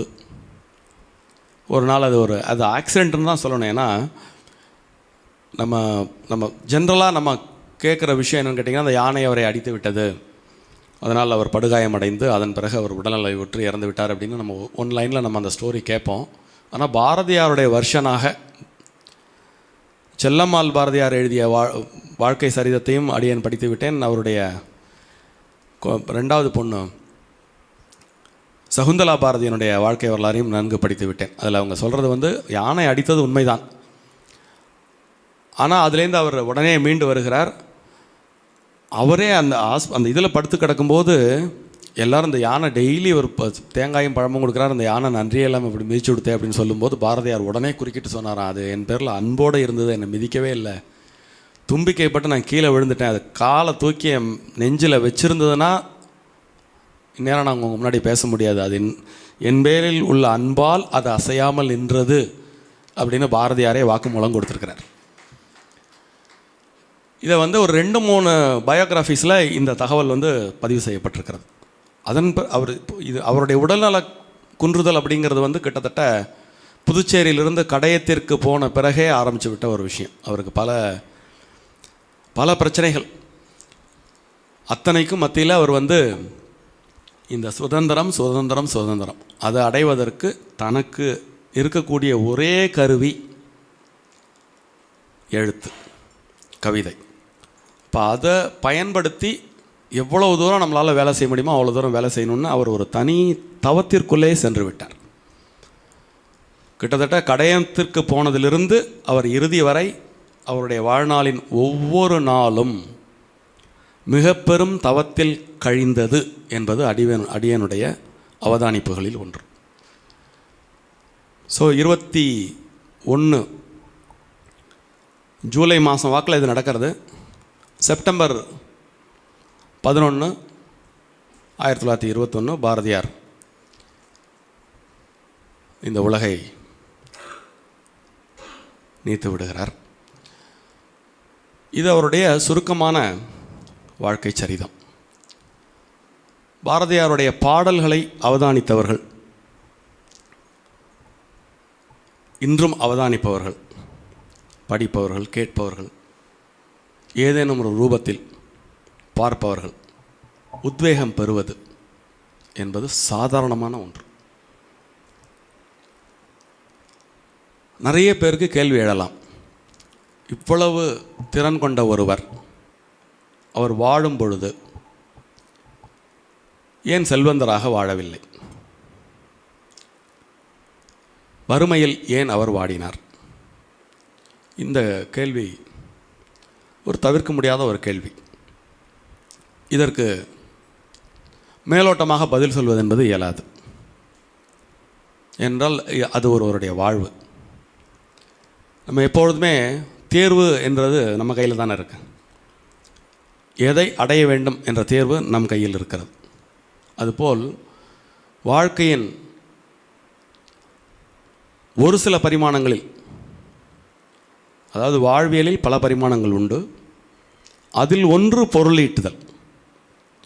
ஸோ பொருளீட்டுதல் என்ற ஒரு பரிமாணத்தை மட்டுமே வைத்து ஒரு மனிதனின் வெற்றியை, அவன் வாழ்வை விமர்சித்தல் சரியாக இருக்க முடியாது. இந்த விமர்சனத்தை பாரதியாரை நோக்கி வைக்காதவர்களே இல்லை அவர் வாழும் காலத்தில். அவர் அனுபவித்த மிக பெரும் கொடுமைகளில் ஒன்று இந்த பொருளாதார தேக்க நிலை. அதையும் அவர் கடந்துதான் தன்னுடைய தேசப்பணியை அவர் ஆற்றியிருக்கிறார். மேம்போக்காக சிலர் கூறக்கூடும், அவரால் பொருளீட்ட இயலவில்லை என்றால் அந்த கஷ்டத்தை அவர் அனுபவித்துத்தானே தீர வேண்டும் அப்படின்னு. இதற்கு சிறு வயதிலே எட்டயபுரம் சமஸ்தானத்திலே நடந்த ஒரு நிகழ்வை அனைவரும் கேள்விப்பட்டிருப்பீர்கள். அதனுடைய ஒரு புதிய பரிமாணத்தை நாம் இங்கு சிந்திக்கலாம் என்று நான் நினைக்கிறேன். அவருடைய 11 வயசுலேயே அவர் எட்டயபுரம் சமஸ்தானத்தில் பாரதி என்ற பட்டம் பெற்றார் அப்படிங்கிறத நம்ம பார்த்தோம். 14 வயது இருக்கும் பொழுது அதே எட்டயபுரம் சமஸ்தானத்திலே ஒரு நிகழ்ச்சி ஒன்று நடந்தது. அதாவது அறிவார்ந்த பெரியோர் கூடிய சபை, ஒவ்வொருவரும் தன்னுடைய கவித்துவத்தை வெளிப்படுத்தி மன்னரிடம் பரிசு பெறக்கூடிய ஒரு வாய்ப்பது. அப்பொழுது இந்த காந்திமதிநாதன் என்ற ஒரு புலவர் அந்த அவையிலே இருந்தார். பாரதிக்கு 11 வயதிலேயே இந்த பட்டம் கிடைத்து பாரதிக்கு மிகுந்த ஏற்றமும் மரியாதையும் கிடைப்பது பொறுத்து அவருக்கு ஒரு பொறாமை இருந்தது என்றே கூறலாம். ஆனாலும் அந்த அவைக்கு அவர்தான் முன்னவர். இப்போ எப்படி இந்த தமிழ் சங்கத்தில் நக்கீரர் தலைமை புலவரோ அது மாதிரி எட்டயபுரத்தினுடைய சமஸ்தானத்தினுடைய தலைமை புலவராக அந்த காந்திமதிநாதன் இருந்தார். பாரதியார் அவையில் பிரவேசித்தவுடன் அவருக்கு சற்று ஒரு கோபம். மகாராஜாவும் இவரை வரவேற்று பாரதி வா அப்படின்னு ரொம்ப அன்பாக அரவணைச்சு அவருக்கு ஒரு இடத்த கொடுக்குறார். கொடுத்த உடனே சில பேர்லாம் பாடின்னு இருக்காங்க. அப்போ மகாராஜா சொல்கிறார், பாரதி வெண்பா புனைவதில் வல்லவர், பாரதியின் பாடல்களை கேட்கலாமே அப்படின்னு. அப்போது இவர் காந்திமதிநாதன் குறுக்கிட்டு, அடியேன் அவரை பரீட்சித்து பார்க்கலாமா அப்படிங்கிறார். தாராளமாக அப்படிங்கிறாங்க. அப்போது அவர் சொல்கிறார், பாரதி சின்ன பயல் என்று ஈற்றடி அமையுமாறு வெண்பா இயற்றுக அப்படிங்கிறார். ஸோ வெண்பாவோட இலக்கணம் உங்களுக்கு தெரியும். ஈற்றடி முச்சியராய் ஏனைய அடி நார்ச்சியராய் பயின்று வரும், நேரசையும் நிறையசையும் பெற்று வரும். கடைசியில் உள்ள அந்த முடிகிறது நாள் மலர் காசு பிறப்பு என்னும் ஒன்றால் முடியும் அப்படின்னு. ஸோ வெறுமனே பாட்டு பாட சொல்லலை, ஈற்றடி பாரதி சின்ன பயல் என்று முடியும் வகையிலே ஒரு பாடலை ஏற்ற சொன்னார். இப்போ அவர் உடனே ஆண்டுகள் இளையவன் என்றந்தோ ஓர் அகந்தையில் ஈண்டிங்கு இகழ்ந்தன்னை ஏளனம் செய் மாண்பற்ற காரிருள் உள்ளத்தான் காந்திமதிநாதனை பார் அதி சின்ன பயல் அப்படின்னு அந்த பாட்டை முடிச்சிருப்பார். இதுக்கு அர்த்தம் என்னென்னா, வயசில் சின்ன பையன் அப்படின்னு ஒரு பெரிய அகந்தையோட என்னை இங்கே இந்த சபையில் வர வச்சு இகழ்ந்து ஏளனம் செய்த மாண்பே இல்லாத காரிருள் உள்ளத்தான், உள்ளத்தில் ஒளியே இல்லை, யார்? காந்திமதிநாதனை பார் அதி சின்ன பயல் அப்படின்னு அந்த பாட்டை முடிச்சுடுறார். முடித்த உடனே அவையில் பெருந்த கரகோஷம். இவர் கொஞ்சம் சங்கடமாக போயிடுது பாரதியாருக்கு. நம்ம ஏதோ கவிதையில் ஜெயிச்சிட்டோன்னு எல்லாரும் கொண்டாடுறா. என்ன இருந்தாலும் காந்திமதிநாதன் என்பவர் ஒரு பெரியவர், ஒரு படித்த கவி. ஏதோ மேலே உள்ள பொறாமையில் நம்மளை இது மாதிரி ஒரு இக்கட்டான சூழலில் இழுத்து விட்டுட்டார். நம்மளும் பாட்டு பாடிட்டோம். இது ஒரு வரலாற்றில் ஒரு பெரும் பிழையாக மாறிவிடுமே, பாரதி ஒரு பெரிய மனிதனை அவமதித்ததாக மாறிவிடுமே அப்படின்ட்டு ஒரு கணம் யோசிக்கிறார். யோசித்த உடனே அவரே சொல்கிறார், அந்த அவையில் சொல்லுகிறார், இது பெரும்பாலும் நீங்கள் கேள்விப்பட்டிருக்காத ஒரு பகுதியாக இது இருக்கும். எல்லாரும் இந்த பாரதி சின்ன பையன்னு அவர் எழுதினதை மட்டும் பதிவு பண்ணுவாங்க. அதே 4 அடியில் அவர் அடுத்து ஒரு பாட்டு எழுதினார்.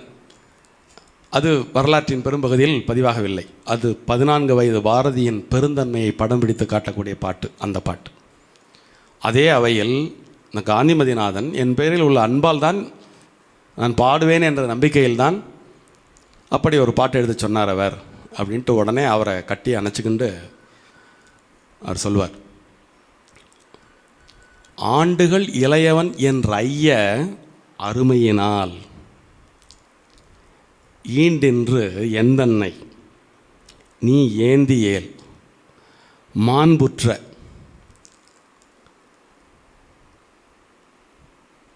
காரது உள்ளத்தான் காந்திமதிநாதற்கு பாரதி சின்ன பயல்.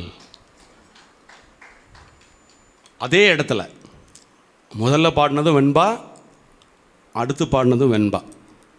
அதே வார்த்தைகளில் ஒரு சில மாற்றங்களை பெற்று அப்படியே அந்த காந்திமதிநாதனை புகழ்ந்துறார். நான் சின்ன பையன் அப்படின்னு என் ஐயன் அப்படின்னா எனக்கு தலைவன், எனக்கு மேம்பட்டவன். அருமையினால், முன்னாடி சொன்னது அகந்தையால் சொன்னார், அருமையினால் ஈண்டு என்னை ஏந்திருக்கார் அவர். மாண்பற்றன்னு சொன்னவர் இங்கே மாண்புற்ற அப்படின்னார். அங்கே கார் இருள்னு சொன்னார், இங்கே கார் அது அப்படின்னார். கார் என்றால் மழை மேகம். காரது உள்ள தன் மழை மேகம் போல் இரக்கம் பெற்ற இந்த காந்திமதிநாதற்கு, அங்கே காந்திமதிநாதனின்னு ஒருமையில் விழித்தார், இங்கே காந்திமதிநாதற்கு பாரதி சின்ன பயல். இப்படிப்பட்ட பெரிய மனுஷன் முன்னாடி நான் சின்னவன் தானே அப்படின்னு இந்த பாரதி சின்ன பயல் அப்படின்னு அந்த 2 வெண்பாவை அந்த சமஸ்தானத்திலே அவர் பாடினார். இவ்வளோதும் சொல்லிட்டு நான் சொல்கிறதுக்கு என்ன காரணம் அப்படின்னா, ஒரு சாதாரண மனிதனே ஒருவரை நினைத்தால் ஏற்றவும் நினைத்தால் இறக்கவும் முடியும் என்றால், ஒன்றும் அவன் பெரிய தொழிலதிபராக இருப்பான், இல்லைன்னா அவன் பெரிய அரசியல்வாதியாக இருப்பான். ஒருத்தரை நினச்சா தூக்க முடியும், ஒருத்தரை நினச்சா இறக்க முடியும் அப்படிங்கிற குவாலிட்டி ஒருத்தனுக்கு வந்துடுத்து அப்படின்னா உலகத்தை அவனால் ஈஸியாக ஜெயிக்க முடியும். வறுமையை ஜெயிக்கிறது கஷ்டமா? அதுவும் எந்த இடத்துல அவர் பாடி காமிச்ச இடம் எது? எட்டயபுரம் சமஸ்தானம். ஸோ அதனாலே அப்படிப்பட்ட திறமை ஒரு சமஸ்தானத்தின் உச்சத்திற்கே எட்டிவிட்ட பிறகும் ஒருவன் வறுமையில் வாட வேண்டுமா என்றால், பாரதியின் தேர்வு பொருளாதாரத்தில் வெல்வதல்ல, சொசைட்டியில் தனக்கென்று ஒரு உயர்ந்த இடம் அடைவதல்ல. மாமி பராசக்தி பாட்டு பாடினா போருமானு கேட்டா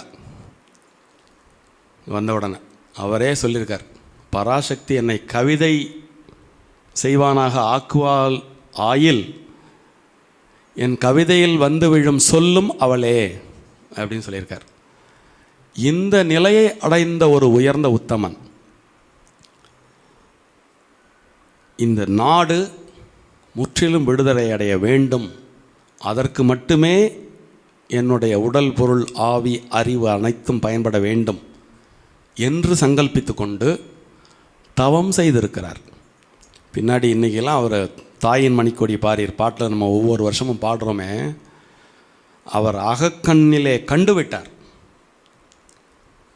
பாரத சமுதாயம் வாழ்கவே, பாரத நாடு பழம்பெரும் நாடு, நீரதன் புதல்வன் நினைவு அகற்றாதீர். ஏன் நீங்கள் நம்ம நிறைய துதிப்பாடல்கள் பார்க்குறோம், பாரதியோடைய துதிப்பாடல்களை நீங்கள் எடுத்து பாருங்கள், தேசியத்தை கொண்டு போய் அழகாக சொருகிட்டு வரதில். கணபதி ராயன் அவனிரு காலை பிடித்திடவே, குணமுயர்ந்திடவே பராசக்தி, விடுதலை பெற்று கூடி மகிழ்ந்திடவே. கணபதி ராயன் காலை எதுக்கு பிடிக்கணுங்கிறாரு? விடுதலை பெற்று நாம் கூடி மகிழ்ந்திட கணபதி ராயன் காலை பிடிக்க வேண்டும். நீங்கள் அவருடைய துதிப்பாடல்களில் கூட அந்த தேசியத்தை அங்கங்கே எளிமையாக அதில் அப்படி இணைத்திருப்பார். அவர் வெறும் தேசிய கவிதானா? ஆன்மீகம் பற்றி அவர் ஒன்றும் சொல்லவில்லையான்னு கேட்டிங்கன்னா, அது நீண்ட நெடிய தொடர் பிரசங்கம் செய்யும் அளவிற்கு அவருடைய பங்களிப்பு இருக்கிறது. அதுவும் வெறுமனே சமயம் சார்ந்தது மட்டும் அன்று, சமயம் சார்ந்த பல கருத்துக்களை அவர் தன் பாடல்களில் இயற்றியிருந்தாலும், தத்துவம், அத்வைதம், விசிஷ்டாத்வைதம் இதிலெல்லாம் அவர் தோய்ந்திருக்கிறார். ஒரு சிறு வயது முதலே தேவாரம் மற்றும் 4000 திவ்ய பிரபந்தத்தை விரும்பி படித்ததற்கான பல சான்றுகள் உண்டு. பின்னாடி பார்த்தசாரதி கோயிலுக்கு டெய்லி போகும்பொழுது நம்மாழ்வார் பாசுரங்களில் குறிப்பாக நிறைய அங்கே மனமுருகி அவர் பாடுவது உண்டு. அதனுடைய தாக்கத்தால் அவர் சில பாடல்களையும் எழுதியிருக்கிறார். சித்திலே அசைத்தினை இணைத்தாய், அங்கு ஐம்பூதம் சேர்த்து வேணுலகு அமைத்தாய், பல பல உலகங்கள் படைத்து பல வண்ணமய உலகங்கள் படைத்து அங்கு பல பல அழகினை சமைத்தாய் அப்படின்னு ஒரு இடத்துல சொல்வார். இது வந்து விசிஷ்டாத்வைதம். நீங்கள் பாரதி படத்தில் பாரதியாருடைய பாடல் ஒன்று அழகாக படமாக்கப்பட்டிருக்கும், அற்புதமாக பாடப்பட்டிருக்கும், இசையமைக்கப்பட்டிருக்கும். இளையராஜாவுக்கு அவர் எத்தனையோ விதத்தில் நம்ம நன்றி சொல்லணும். இந்த பாட்டுக்கு இசையமைப்பதற்கு இளையராஜாவுக்கு இந்த தருணத்தில் நம்ம ஒரு நன்றியை தெரிவித்துக் கொள்வோம். நிற்பதுவே நடப்பதுவே பறப்பதுவே அந்த பாடலை நீங்கள் ஊன்றி கவனித்தீர்களானால் அத்வைதத்தில் அவர் எவ்வளவு ஆழங்கால் பட்டிருக்கிறார் என்பதை நன்கு உணர முடியும். காக்கை சிறகினிலே நந்தலாலா இந்த கரிய நிறம் தோன்றுதே நந்தலாலா, இந்த பாடலை கண்மூடி கேட்டு பாருங்கள். இறைவனை பக்கத்தில் பார்ப்பீர்கள். இதுவரை கேட்கவில்லை என்றால் இன்று போய் கேட்டு பாருங்கள். அப்படி யாதுமாகி நின்றாய் காளின்னு அவர் சொன்னார். யாதுமாகி நின்ற பாரதியை, பாரதி பிறந்த இந்த நாளில் உங்களுடன் சற்று சிந்திக்க கிடைத்த அற்புதமான தருணத்தை எண்ணி மகிழ்ந்து நன்றி கூறி அமைகிறேன். நன்றி.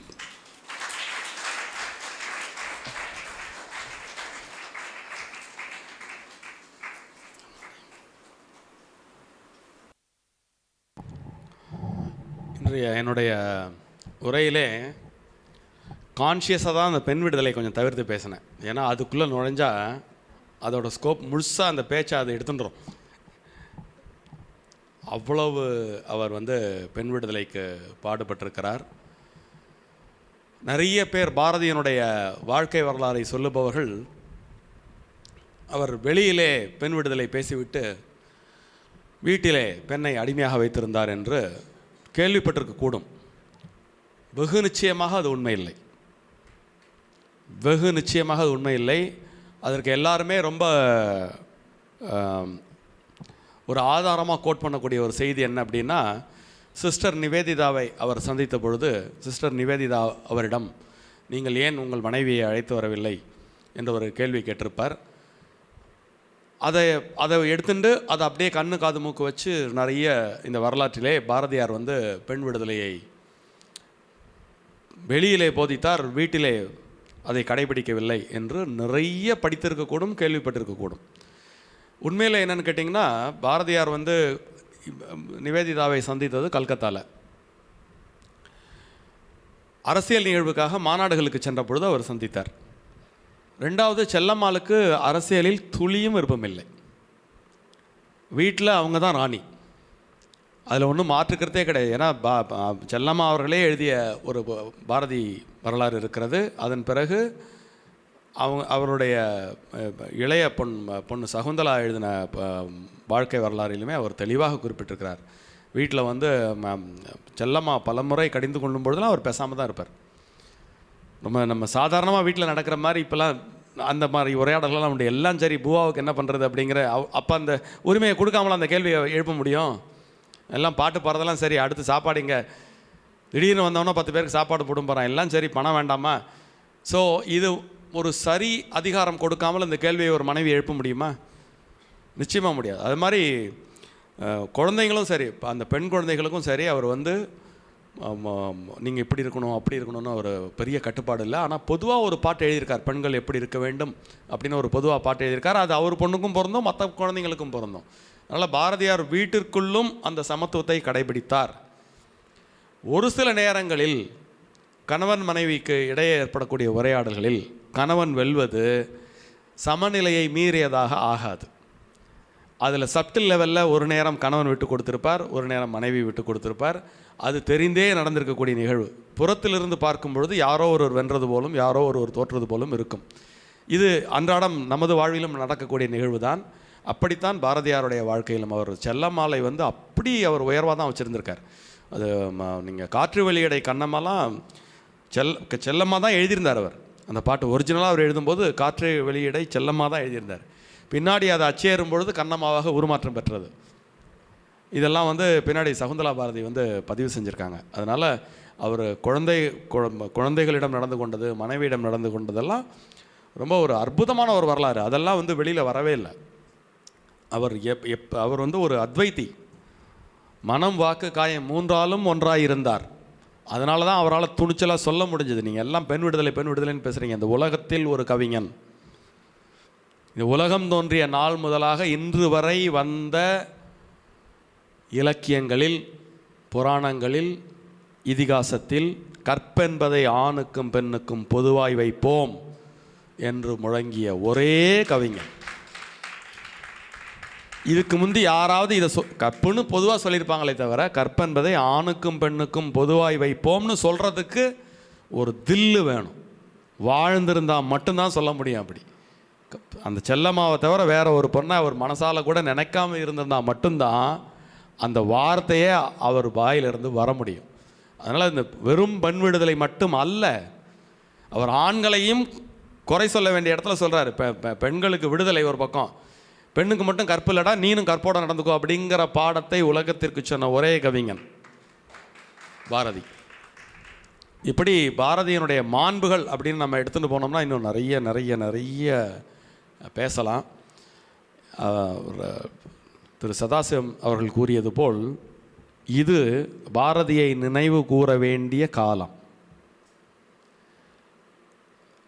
தமிழகத்திலே மற்றவர்களெல்லாம் நிச்சயமாக நினைவு கூறுகிறார்கள். அதற்கு ஒரு நிகழ்வை நான் இங்கு பதிவு செய்கிறேன். நேற்று நீங்கள் எல்லாம் அறிந்ததே ஆர்எஸ்எஸ்னுடைய 100ஆண்டு விழா கொண்டாட்டம் என்பது போன விஜயதசமியிலிருந்து இந்த வரக்கூடிய விஜயதசமி வரை ஆர்எஸ்எஸ் அமைப்பினர் அதனுடைய இன்றைய தலைமை பொறுப்பில் இருக்கக்கூடிய திரு மோகன்ஜி பாகவத் அவர்கள் இந்தியா புறம் சென்று கொண்டாடி கொண்டிருக்கிறார். அந்த வகையிலே நேற்று அவர் திருச்சி மாநகரம் வந்திருந்தார்.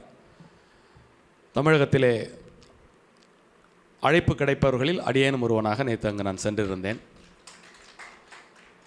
அந்த நிகழ்ச்சி என் மனதை மிகவும் கவர்ந்த நிகழ்ச்சிகளில் ஒன்றாக அமைந்ததற்கு முக்கிய காரணம், நேற்று அங்கு அந்த நிகழ்ச்சியிலே பெரும் பாரதியின் ஸ்மரணையை அடியேன் அனுபவிக்க அங்கு நேரிட்டது. ஏனென்றால் அந்த நிகழ்ச்சி துவங்கும் முன்பு பாடப்பட்ட அனைத்து பாடல்களும் பாரதியார் பாடல்கள். அது நம்ம இன்னைக்கு பாரதியாரை பற்றி பேச போகிற நினைவில் நான் போய் உட்காண்டதுனால நடந்ததா இல்லை இயல்பாக நடந்ததாங்கிறதுலாம் எனக்கு தெரியாது. நேற்று பாடப்பட்ட அனைத்து பாடல்களும் பாரதியாரின் பாடல்கள் அந்த நிகழ்ச்சியில். அது எனக்கு ஒரு மிகப்பெரிய நிறைவை கொடுத்தது முதற்கண்.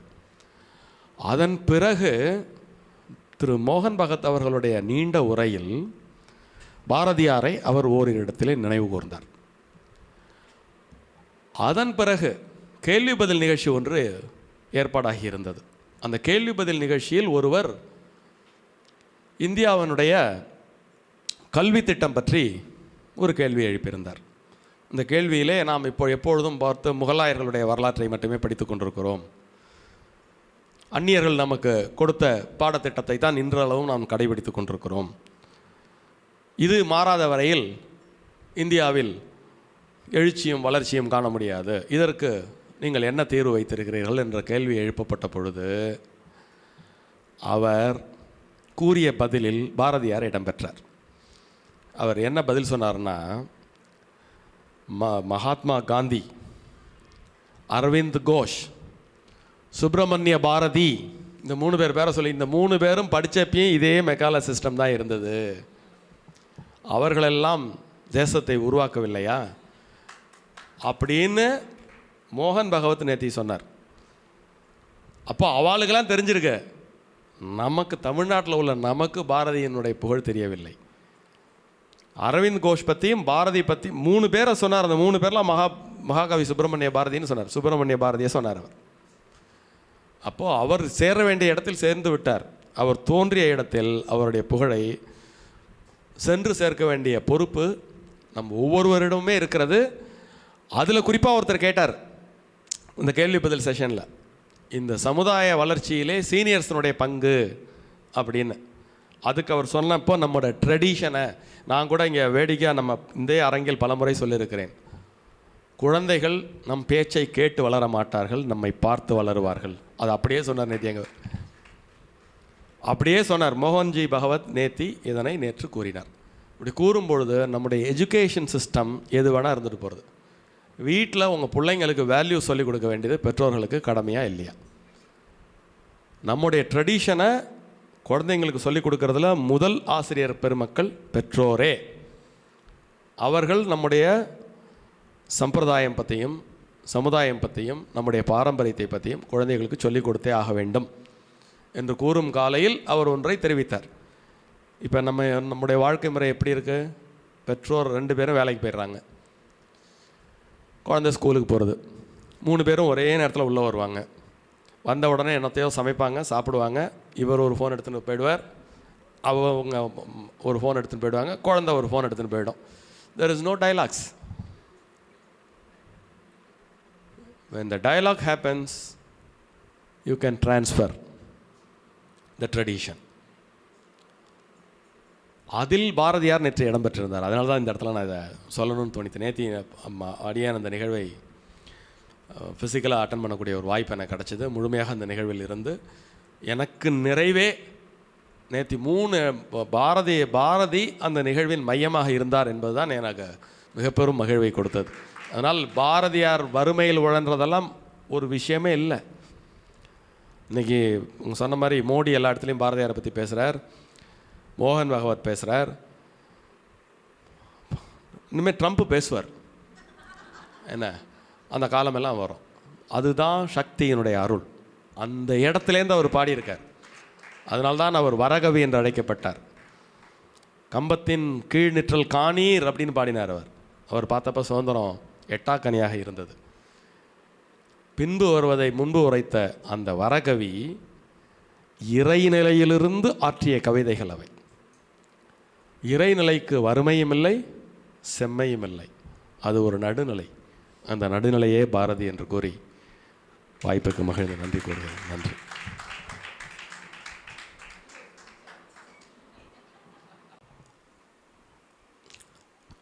வரும் வருடம் முதல் மாதத்திலே 30/1/2026 அன்று கௌஸ்துபத்தில் பாரதியார் நாடகம் அரங்கேற இருக்கிறது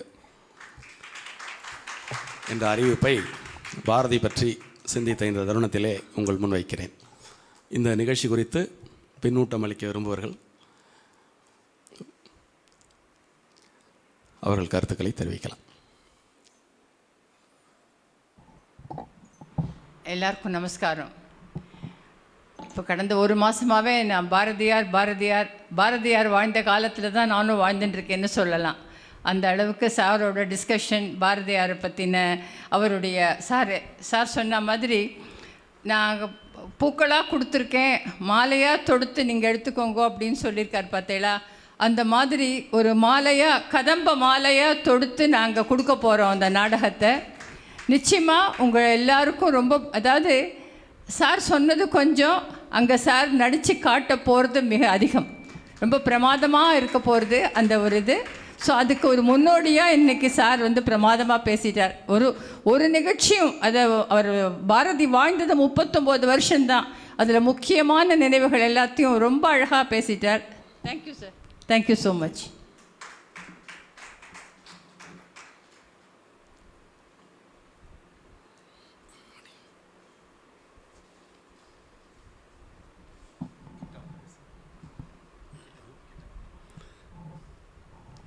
பெற்ற தாயும் பிறந்த பொன்னாடும் நற்றவ வாழினும் நனி சிறந்தனவே எனும் பாரதியின் குறுங்கவிதையை மனதில் கொண்டு இந்த நிகழ்ச்சிக்கு என்னுடைய பின்னோட்டத்தை அளிக்க முயல்கிறேன்.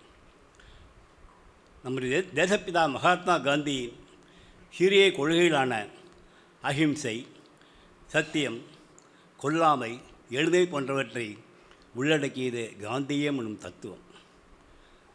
அந்த தத்துவத்தை பின்பற்றி உலகெங்கிலும் கோடாறு கோடி மக்கள் இன்றும் இன்பமென வாழ்கின்றனர். அதுக்கு இணையாக பாரதியின்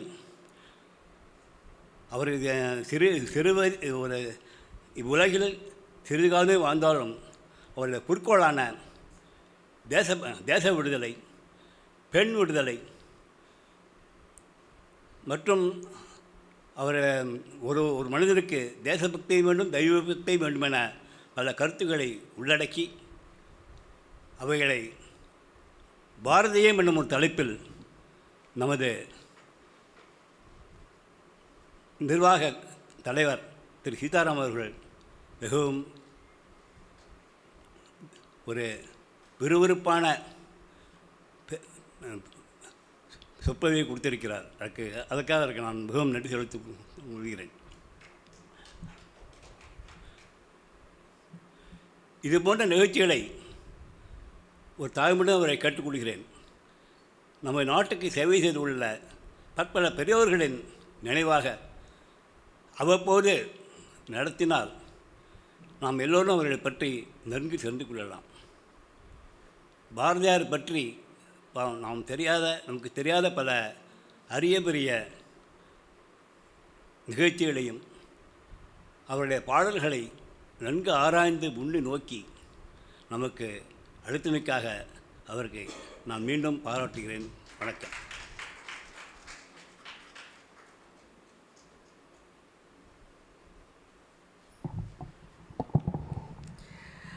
பாரதியார் பற்றி இவர் பேசினது ஒரு சின்ன ஒரு டாக்குமெண்ட்ரி ஃபில்ம் பார்த்தா மாதிரியே இருந்தது.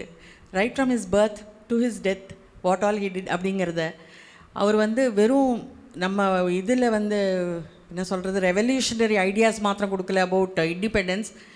நாங்கள் இப்போ பெண்கள் இவ்வளோ இதுவாக இருக்கோம்னா லிபரேட்டடாக இருக்கான்னா அதுக்கு அவர் தான் கண்டிப்பாக ஒரு விதை போட்டது. கண்டிப்பாக இந்தியாவில் அவர் தான் ஃபஸ்ட்டு.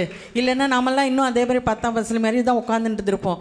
அவரோட பாடல்களில் எல்லாருக்கும் புரிய வச்சு பெண்கள் முன்னே வரணும், அவன் மேலே வந்தால் தான் நாடே முன்னே வர முடியுங்கிறத அவர் ஒரு விதை போட்டதுனால தான் நம்மளும் கொஞ்சம் முன்னே வந்தோன்றது எனக்கு ரொம்ப பாரதியாரோட இதில் நாமளும் இருந்திருக்கோம். இந்த ஒரு என்ன சொல்கிறது நம்ம இந்தியாவில் நாமளும் பிறந்திருக்கோம் அவரோட மண்ணில்ங்கிறது ரொம்ப சந்தோஷமாக இருக்குது. And sir waiting for the drama பார்க்கலாம் எப்படி வருதுன்னு சொல்லிட்டு.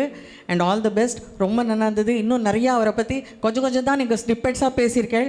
நிறையா அவரை பற்றி அப்பப்போ ஐ திங்க் நிறையா வீக்ஸே ஓடும்ல இந்த கந்த புராணம் மாதிரி நினைக்கிறேன்.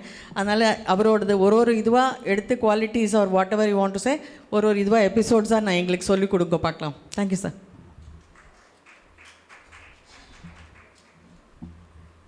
எல்லாருக்கும் நமஸ்காரம். கடலோட ஆழத்தை கூட நம்ம எப்படியோ நீஞ்சி அடித்து கண்டுபிடிச்சிடலாம்னு சொல்லுவாள். ஆனால் நம்ம சீதாராமன் சாரோட ஞானம் ஆர்வம் அவர்கிட்ட கட்டுக்கடங்காமல் வச்சுட்டுருக்கிற விஷயங்கள் எல்லாம் நபூத்தோ நபவதி. அதில் இந்த உலகத்தில் இனிமேல் இவருக்கு ஈக்குவலாக எதையுமே சொல்ல முடியாது, யாராலையும் சொல்ல முடியாது. அவர் இன்னும் நம்மளோட சின்ன உலகத்தில் இருந்துக்கிட்டு இன்னும் ஒரு வெளிநாட்டில் வெளியூர்லலாம் நல்ல பேரோடு விளங்கணுங்கிற நம்மளோட ஆசை என்றைக்குமே இருக்குது. பாரதியாரை பற்றி அவர் பேசுகிறச்ச அழுதால் உன்னை பெறலாமேன்னார் மாணிக்க வாசகம். அந்த மாதிரி கண்ணில் ஜலமே வந்தது. ஒரு சப்ஜெக்டையும் அப்படி கோடி தான் காமிச்சார். இருந்தால் வாழ்ந்தா போயிட்டா அப்படிங்கிற சமாச்சாரம் வேறு. பாரதி எவ்வளவு நொந்திருப்பார், எவ்வளவு சந்தோஷப்பட்டிருப்பார், விடுதலைக்காக அவர் எவ்வளவு ஆர்வங்கள் மனசில் வச்சுட்டுருப்பார் அப்படிங்கிற விவரணங்கள்லாம் ரொம்ப நன்னா சொன்னார். இன்னும் அடுத்து நிறையா பேசுகிறவா இருக்கா. அடுத்து அவருடைய நாடகத்தை நம்ம எதிர்பார்த்துட்டு இருக்கோம். ரொம்ப மகிழ்ச்சியாக இருக்குது. நிறைய இந்த மாதிரி நிகழ்வுகள் நடக்கணும். அமோகமாக இருக்கணும் நம்ம சீதாராமன் சார். நம்மளால் முடிஞ்ச ஆதரவாக நம்ம கேட்குறது தான், வேறு என்ன ஆதரவு. அதுதான் ரொம்ப என்னுடைய சந்தோஷத்தை தெரிவிச்சுக்கிறேன். சாருக்கு என்னுடைய நன்றி.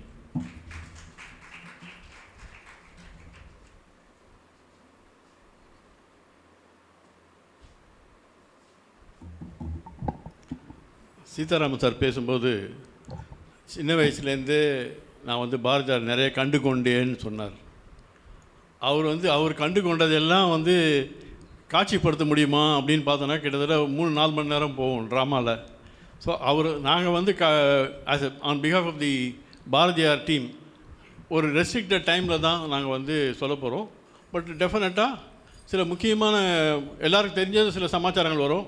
திடீர்னு நம்ம சொல்லிட்டோம்னாக்கா நம்ம வேறு எதுவும் இது ஏன் அது விட்டு போச்சுன்னு சில பேர் சண்டைக்கே வந்துடுவா. அது விட்டு போச்சு முக்கியமாக அந்த ட்ராமாவில் அது ஏன் காமிக்கலன்னுவா. சில காட்சிகள் நமக்கு தெரிஞ்சதாக இருக்கும். முடிஞ்ச வரைக்கும் நிறைய சமாச்சாரங்கள் தெரியாத சமாச்சாரங்களை இன்க்ளூட் பண்ணுறோம் அப்படின்னு ட்ரை பண்ணிட்டு இருக்கோம் நாங்கள். பாரதியார் அது இதில் சொல்லும்போது நாங்கள் ஜென்ரலாக இந்த லைஃப் கோச்சிங் சப்ஜெக்ட் சொல்லும்போது இந்த எக்ஸ்டர்னல் ஃபேக்டர் இன்டர்னல் ஃபேக்டர்னு நம்ம சொல்லுவோம். ஸோ ஒரி அப்படின்றது ஒன்று இருக்குது. நம்ம அது வெளியிலேருந்து வரும்போது நம்ம பிரச்சனைகள் இருக்குது. பிரச்சனைகள்ன்றது நமக்கு இது எக்ஸ்டர்னல் ஃபேக்டர். ஒரின்றது இன்டர்னல் ஃபேக்டர். இந்த பிரச்சனைகளை 2 மனம் வேண்டும் சிவாஜி பாடின மாதிரி அது தனியாக வச்சுட்டார். அவர் பிரச்சனைகள் தனியாக வச்சுட்டு அது என்று இல்லைனாக்கா அவரால் எத்தனை கோடி இன்பம் வைத்தா இறைவான் நம்மளால் பாடவே முடியாது அவரால். அது தனியாக வச்சுட்டார். That is not my problem அப்படின்ற மாதிரி. Even though he had a problem, that is not my ப்ராப்ளம்னு வச்சுட்டு கண்ட்ரி ப்ராப்ளம் தான் எனக்கு முன்னாடின்னு எடுத்துகிட்டு போனார். நான் அந்த ட்ராமாவில் வந்து நிறைய இதெல்லாம் கொண்டு வந்துருக்கார் சார். கிட்டத்தட்ட ஒரு 6 புத்தகம் படிச்சுட்டுருக்காரு எனக்கு தெரிஞ்சு. அவர் இதில் வந்து நிறைய கரெக்ஷன்ஸ்லாம் போட்டு நல்லா வரும்னு எதிர்பார்க்குறோம். எல்லோரும் நீங்கள் வந்து அதை வந்து ரசிக்கணும் அப்படின்றது என்னோடய வேண்டுகோள். நன்றி.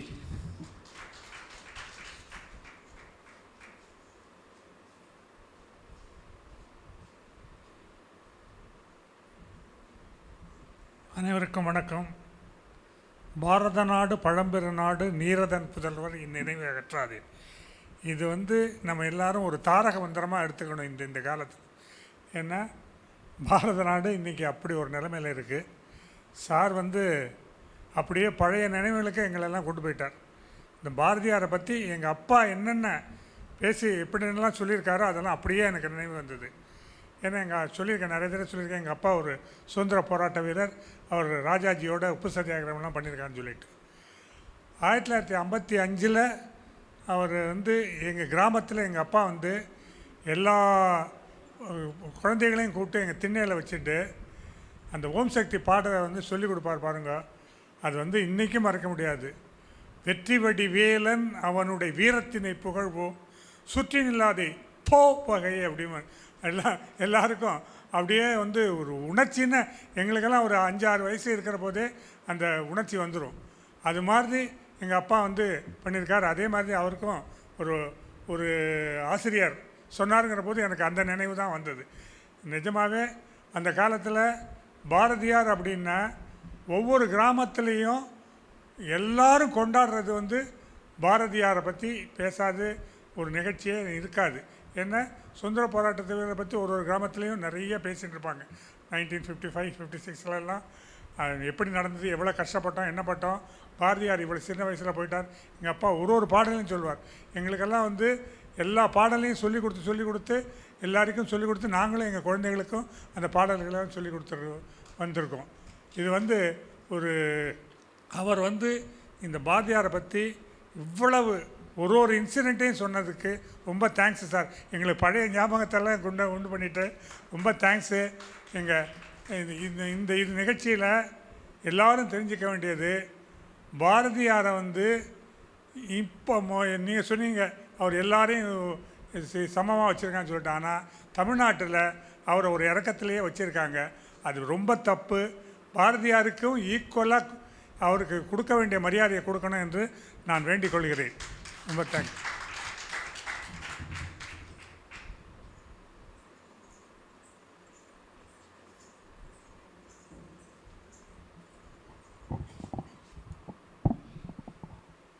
அனைவருக்கும் இனிய மாலை வணக்கம். இன்றைக்கி மரியாதைக்குரிய சீதாராம் சாருடைய சொற்பொழிவு மூலமாக பாரதியம் என்ற தலைப்பில் பல அரிய தகவல்களை நம்மோடு பகிர்ந்து கொண்டார். பாரதி அப்படின்னு சொல்லும்போதே சின்ன வயசுலேருந்து பாரதின்னு சொல்லாமல் பாரதி அப்படின்னு சொல்லி பழக்கப்படுத்தப்பட்டிருக்கேன் என்னுடைய தமிழ் ஆசிரியர் மூலம். ஏனென்றால் அனைவருடைய உள்ளத்திலும் அவர் ஒரு அக்னி குஞ்சை வைத்து தேசப்பற்றை வளர்த்தவர். அப்படிப்பட்ட அந்த தீ சமுதாயத்தை எரிக்காமல் சமுதாயத்தை வளர்த்த தீ அது. பாரதியார் எதைத்தான் பாடலை, அந்த கவிதை வரம் இருக்கே, வாக்கில் சரஸ்வதியாக காளியாக வந்து நிற்கிற அந்த சக்தி கண்களால் பார்க்கும் ஒவ்வொன்றையும் கவிதையாக வெளிக்கொணர்ந்தது. நமக்கு உத்வேகம் கொடுத்ததெல்லாமே அவருடைய கவிதைகள் தான். இந்த தேசத்தையும் தேசத்தின் வளர்ச்சியையும் பாரத மாதாவையே பாரதியார் தன்னுடைய கண்கள் மூலமாக நம்மை தரிசிக்க வைத்தவர். அரசியலாகட்டும், அன்பாகட்டும், மொழிப்பற்றாகட்டும், தமிழ் புலமை, தமிழ் பற்றாகட்டும், எந்த ஃபீல்டு போய் எடுத்துட்டாலும் அவர் பன்முகத் திறமையுடையவராக விளங்கியிருக்கிறார். இன்று அவர் கொடுத்த அரிய பல தகவல்கள், அவர் எத்தனை மொழி கற்றிருந்தாருங்கிறதெல்லாம் புது விஷயம் நமக்கு. முக்கியமாக அவர் பெண்கள் விடுதலைக்கு இந்த பாரத தேசத்துக்கு அவர் ஆற்றிய தொண்டு வார்த்தைகளால் வர்ணிக்க இயலாது. சட்டங்கள் ஆள்வதும் பட்டங்கள் வெல்வதும் பாரினில் பெண்கள் நடத்த வந்தோம். அந்த சட்டங்களை இயற்றும் உச்ச நீதிபதியாக இன்றைக்கி ஒரு பெண் சர்வசாதாரணமாக போய் உட்கார்றாங்க. பாரத தேசத்தின் ஜனாதிபதியாக உயர்த்திரு திரௌபதி முர்மு இன்றைக்கி நிற்கிறாங்கன்னா பாரதியார் போட்ட விதை. அந்த காலகட்டத்துக்கு அப்புறம் வீட்டுக்கு வீடு அத்தனை பெண் குழந்தைகளும் கல்வியை பெற்றார்கள். கல்வியிலிருந்து மேலும் மேற்படிப்பு ஆணுக்கு இணையாக அவர்களுடைய சுதந்திரத்தை வளர்த்து கொண்டார்கள். இன்று பெரிய பதவிகளில் பெண்களே துணிந்து நிற்கிறார்கள் என்றால் பாரதியார் தன்னுடைய கவிதைகள் மூலம் அசையாத சொத்தாக பெண்களுக்கு கொடுத்திருப்பது மனோதைரியம். எங்களுக்கு முன்பிருந்த ஜெனரேஷனை விட்டு எங்கள் ஜெனரேஷனுக்கு அவருக்கு கொடுத்த தைரியம், அவருடைய பாடல்கள் கொடுத்த எழுச்சி, வீரம். இன்றைக்கும் தனியாக போய் ஒன்று ஜெயிக்க முடியும் அப்படின்னா உள்ள நாங்கள் அச்சமில்லை உச்சி மீது வாணி இடிந்து விழுந்த போதிலும் அச்சமில்லைங்கிறது தான் முதல்ல ஞாபகத்துக்கு வரும். ஸோ முதல்ல நமக்கு அந்த வீரம் தைரியங்கிற வித்தை போட்டதே அவருடைய கவிதைகள் சொன்னால் மிகையாகாது. ஸோ அதாவது அவர் தன்னுடைய வாழ்க்கை முழுவதும் இறையோடு தன்னை இணைத்து கொண்டே இருந்தார். வறுமை இருந்ததாக நான் படித்த போதிலும், அவர் வாழ்ந்த காலத்தில் இருந்தவர்கள் தெரிவித்த போதிலும் வறுமையை அவர் ஆனந்தமாக வாழ்ந்தார். வறுமையை ஏற்றுக்கொண்டு ஆனந்தமாக வாழ்ந்தார். அதுதான் அவர் மாத்திரமில்லை, அவருடைய துணைவியார் செல்லம்மா பாரதி, குழந்தைகள் அத்தனை பேரும் அப்பா எப்படி எடுத்துட்டுருக்காளோ வாழ்க்கையை அதே மாதிரி எடுத்துட்டா. அங்கே ஒரு சிறு அவசரம் இருந்தால் கூட அவருடைய வாழ்க்கை ரொம்ப வேதனைக்குரியதாக மாறியிருக்கும். ஸோ பொருளாதாரம் இன்மை என்பது ஒரு பொருட்டே இல்லாது வாழ்ந்தார். சாதாரணமாக சாக்த உபாசனையில் என்ன சொல்வான்னா, அவள் பணத்துக்காக என்றைக்குமே யோசிக்கவே மாட்டாளாம். பணம் இல்லைன்னா கூட கவலைப்பட மாட்டாளாம். ஏன்னா என்னை காக்க வேண்டிய பொறுப்பு அந்த பராசக்திக்கு இருக்குது, அவள் பார்த்துப்பா என்ன அப்படின்னு. அப்போது அவருடைய கவிதைகளில் கூட ஒரு உப்பு புளி மிளகுக்காக என்னை தடுமாற வைக்காதே, யோசிக்க வைக்காதேன்னு தான் பிரார்த்தனை பண்ணுறார். அப்படிப்பட்ட ஒரு சாக்த தீவிர உபாசகருக்கு வறுமை வந்த காலத்திலும் அன்னத்துக்கு குறைவில்லாமலும் இருந்தது. ஒரு கவளம் இருந்த போதும் அதை பகிர்ந்து உண்ணும் பக்குவத்தை அந்த குடும்பத்துக்கு கொடுத்திருந்தார். அப்போ அந்த சாக்த உபாசகா அனுபவத்தில் சொல்லும்போது, நாளைக்கு சமையலுக்கு ஒன்றும் இல்லைன்ற நிலைமை வந்த போதும் பாஸ்கர் ராயரோட சரித்திரத்தில் படிக்கும்போது அவரும் வறுமையில் நிறைய வளர்ந்துருக்கார். ஏனோ அந்த சாக்த உபாசகர்களுக்கும் வறுமைக்கும் அப்படி ஒரு பிணைப்பு. ஏன்னா அவள் அதை பொருட்படுத்த மாட்டா அப்படிங்கிறதுனாலையும் இன்னமும் அந்த பாஸ்கர் ராயரோட சரித்திரத்தில் கூட காசு பணத்துக்கு கஷ்டம் இருந்தது, சாப்பாட்டுக்கு ஜீவனத்துக்கு கஷ்டம் இருந்த போதும் அவள் அம்பாள் உபாசனையை கைவிடலை. ஒரு நிந்தா சொல் கூட அம்பாளை சொல்லலை. என்ன இப்படி வச்சிருக்கியேன்னு கூட கேட்கல. அவள் பார்த்துப்பான் தான் அவள் காலட்சேபம் பண்ணியிருக்கா. அப்படி ஒரு கஷ்ட காலத்தில் கூட அடுத்த வேளை சாப்பாட்டுக்கு இல்லைன்னா இவள் கவலைப்பட மாட்டா. உபாசனையும் பூஜையும் முடிச்சுட்டு விஸ்ராந்தியாக ஜபம் பண்ணிட்டு இருக்கும்போது யாரோ அந்த ஊர்க்கார அவளுக்கு அரிசியும் காய்கறியும் கொடுத்துட்டு போவாளாம். இவள் யாருக்கிட்டையும் சொல்லின்றதும் இல்லை. அன்றைக்கி ராத்திரி ஒன்றும் கிடைக்கலன்னா கூட வெறும் ஜலத்தை குடிச்சு படுக்கிற பக்குவத்திலையும் அவள் இருந்திருப்பாள். ஆனால் அவள் வயிறு வாட விடாமல் அம்பாள் பார்த்துட்டுருக்கா. அப்படி தான் பாரதியாரோட வாழ்க்கையும் காலட்சேபமும் நடந்திருக்கு. இல்லைன்னு சொல்லி வெளியில் கை நீட்டாத ஒரு கௌரவமான வாழ்க்கை வறுமையிலும் அவருக்கு கொடுக்கப்பட்டிருந்தது. இல்லைன்னு செல்லம்மா நினைக்கும் போது சொல்ல வரத்துக்குள்ளேயே அவள் நண்பர்கள் யாரோ உணவுக்கு வழி செய்து விட்டு போவார்கள் என்று நான் படித்திருக்கிறேன். ஸோ எப்பேற்பட்ட உயர்ந்த இறையோடு இணைந்த நமக்கெல்லாம் தேசபக்தி தைரியம் எல்லாத்தையும் கொடுத்த அவருடைய கவிதைகள் நம்மளை எப்படி வழி நடத்தி கொண்டிருக்கின்றன. காவி கட்டினாதான் மகானா, கருப்பு கோட் போட்டு முண்டாசு வச்சுருந்த அந்த மகானை நம்மெல்லாம் இப்போ தரிசிக்க முடியலேன்னு ஒரு தாபம் எனக்கு இருக்குது. அவர் இப்போ இருந்திருந்தால் அந்த அவர் கனவு கண்ட நவ யுக பாரதம் இன்னைக்கு நம்ம மோடிஜி செயல்படுத்தி கொண்டுருக்கார். அவர் கனவு கண்ட தொழிற்சாலைகளும் ஏற்றுமதி இறக்குமதி வியாபாரமும் நாட்டோட வளர்ச்சியையும் இன்னைக்கு அவருடைய கனவை நனவாக்கிண்டு நம்ம மோடிஜி பண்ணிட்டு இருக்கார். இந்த பாரத தேசத்தில் பிறந்ததுக்கும் வாழறதுக்கும் நான் ரொம்ப பெருமைப்படுறேன். நன்றி.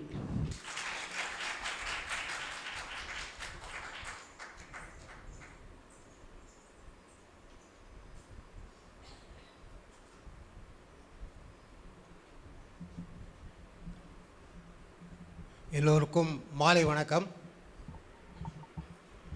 இதுகாரம் நம்ம முண்டாசு கவிஞர் என்ன பிரமாதமாக சொல்லுவாங்க, முண்டாசு கவிஞர். அவரை பற்றி நம் சீதாராமன் எம்டி அவர்கள் அழகாக சுருக்கமாக அவருடைய வாழ்க்கை குறிப்பையும் அவர் இப்படி வாழ்க்கையிலே போராடி சமூக சீர்திருத்தங்களை கொண்டு வந்தார் என்று சொன்னார்கள்.